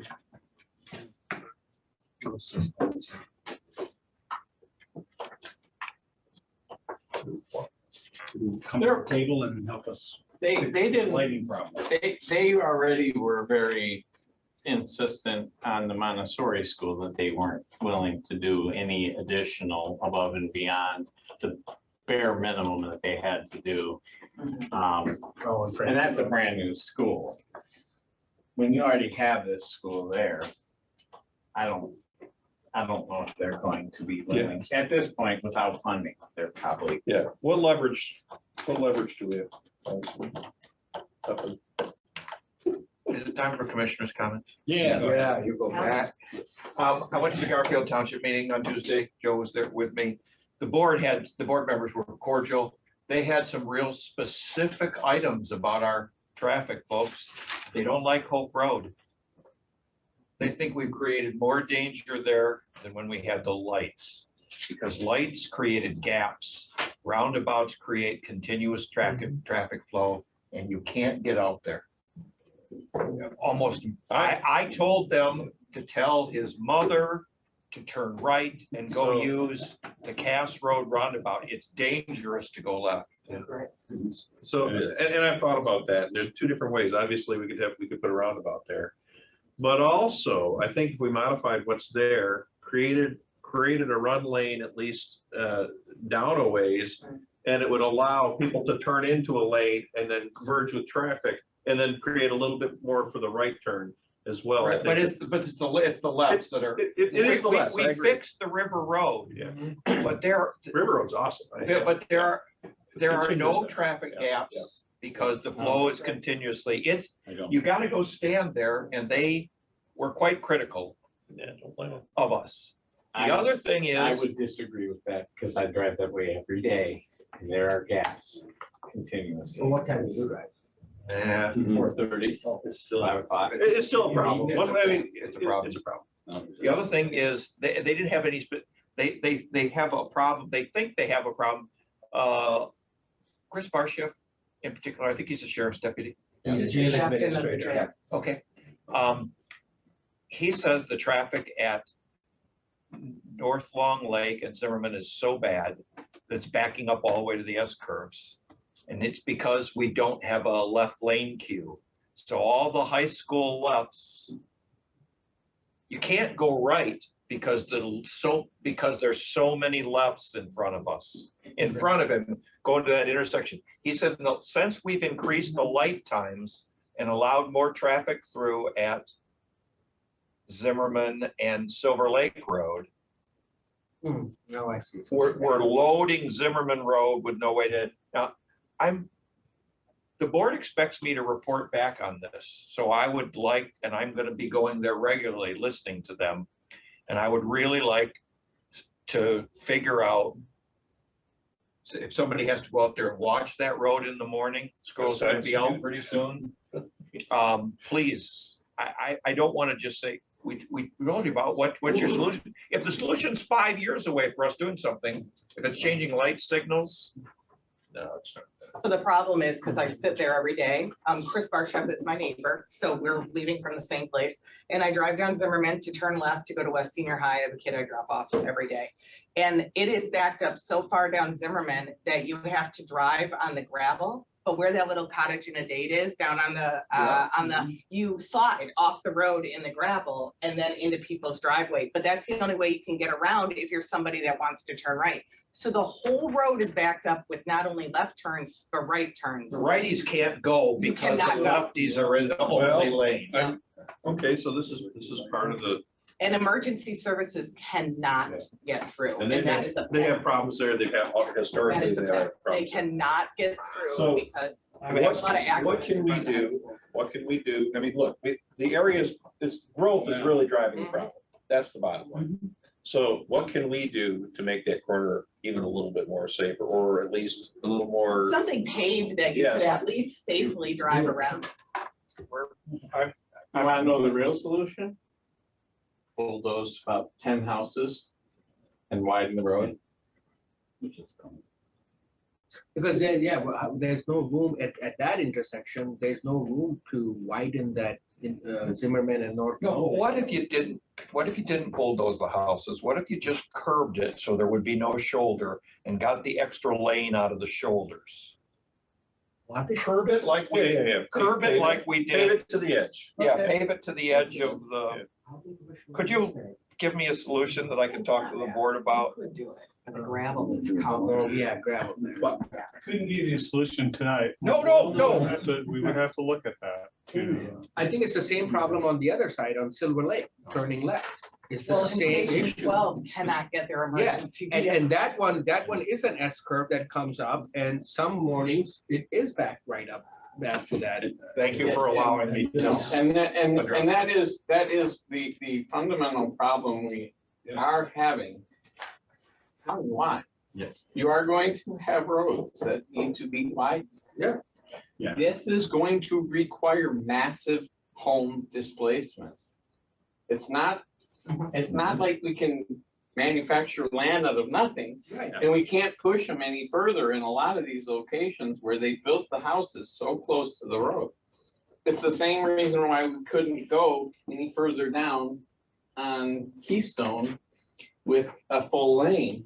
Because you'd be taking, everyone says, well, we don't need a bridge, we just need to make Keystone 5 lanes all the way out. Right. Well, how? You take every single house out. But on Long Lake where Lone Tree is and the high school and all that, there is plenty of land There to is widen some, that. yeah, yeah. And perhaps that would help with some of the issues at the intersection, just something to consider. This is where, when people start talking to me personally Mhm. about capacity, I always go into, to understand what the capacity increases will look like. And that means on our main corridors, you're going to have wide scale, I can't remember. Displacement, whatever you call it, of homes, because the only way to build a road for more capacity is to go this way. People need to understand that when that starts happening, that will be what happens. Eminent domain. Moving on, anybody else? Just a productive meeting. I had a question for Brad, but I forgot it, so it's not that important. Feel free to call me anytime. Are we You know needing myself. more than one? I mean, I just want to plan June, like we had talked about potentially. I know Brad had said something about that. So I'd like to just, put that down now if we are. Obviously, our road commission meeting is the Here's, fourth Thursday, right? So that'd be the here 26th. here is the next three issues that come up. The MPO. Okay, we are going to be meeting in the next few weeks here. And we are going to be talking about board of the MPO rules and that. I need to sit down with Hyder to assure that we can get you to come with me.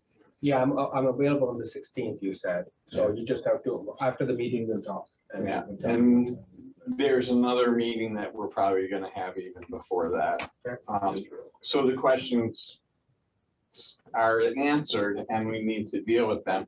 Do we need to schedule a meeting right now? I don't know if we have anything. Are we going to have anything coming in between now and then for bids? And I have a special meeting scheduled for June 8th. I think we set. That was a temporary, that was a temporary. Are we going through with that? I just need to plan. Right now. Okay, good. I was like- We had potentially, no, we would need to discuss. and- Right. for the Yeah, but I mean, not that intro. I'm not sure. Not the So intro. take it off my calendar then. Okay. Okay, so we're clear with nothing on the 8th? Take the 8th off. We can. Okay, that's what I needed to know. Just a real quick, the question was just, our building, our Kingsley construction, next meeting, what are we looking at? We are going to be going down to meet the village council. Okay. And that is the last step. Then start looking at where we sit with the project.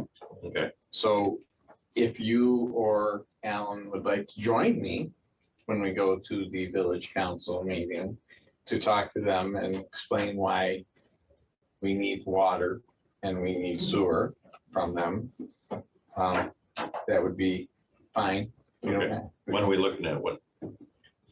They had us for the next regular meeting in June, which I don't have off the top of my head. Okay, well, just let me know. Yeah, well, let's go along. Yeah, I'd say so. We'll be your cheering section. Thanks. Yeah. One last thing, Thursday, the 1st, 9 o'clock in the morning.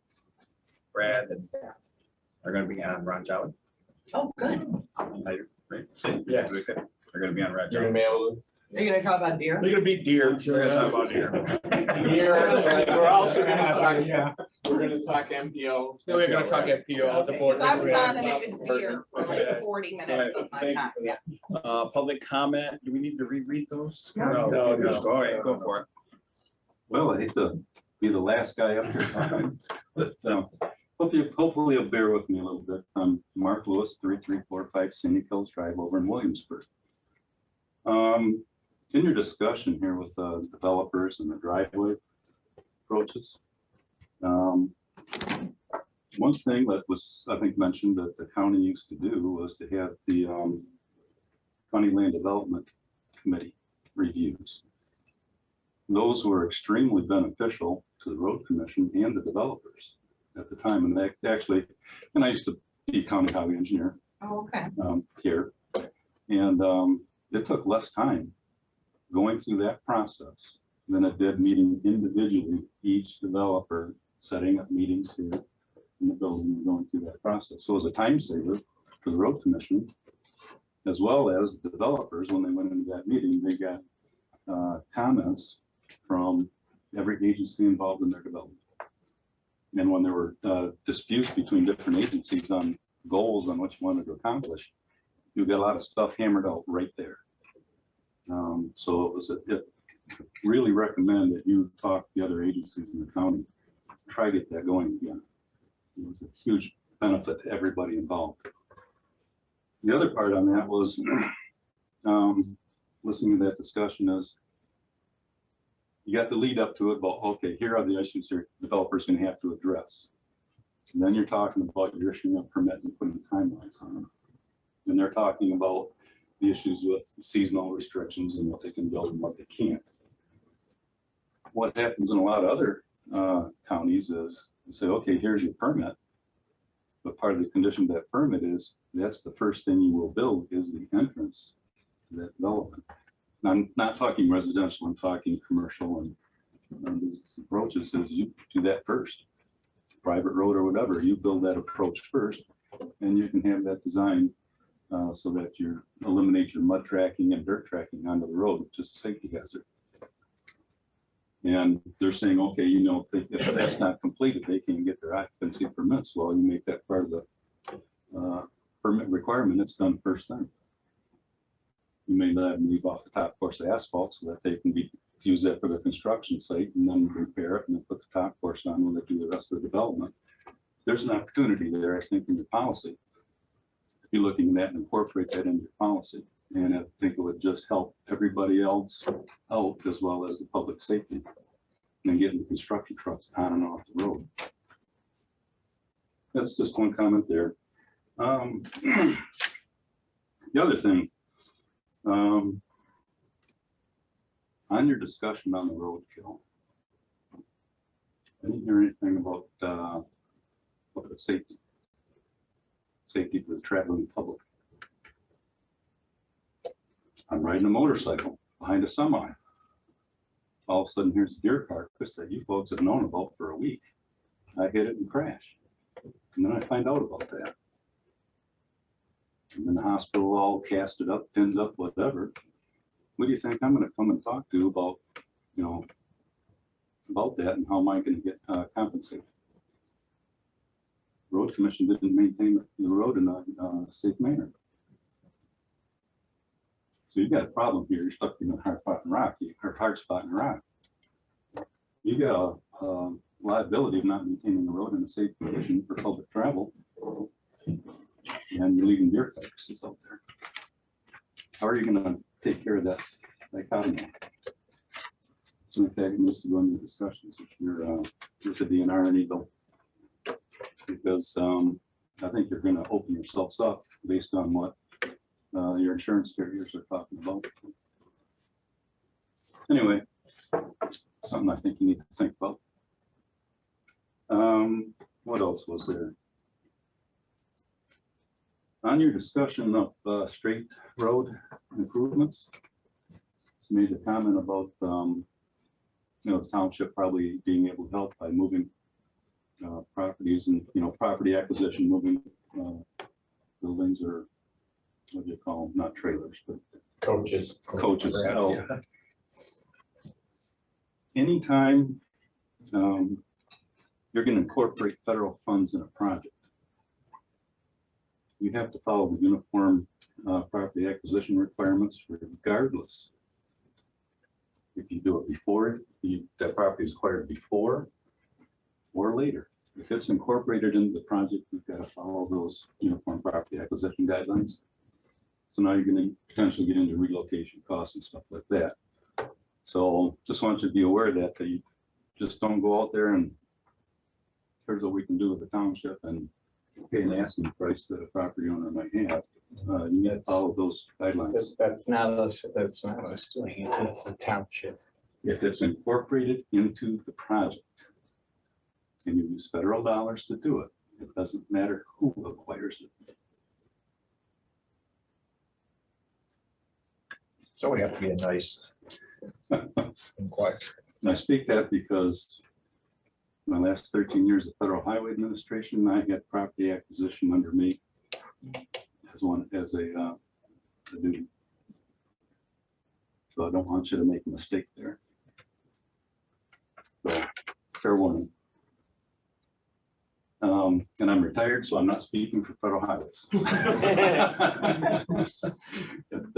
I just don't want to see you make a mistake and you have to pay for it later. Because there have been instances where that has happened.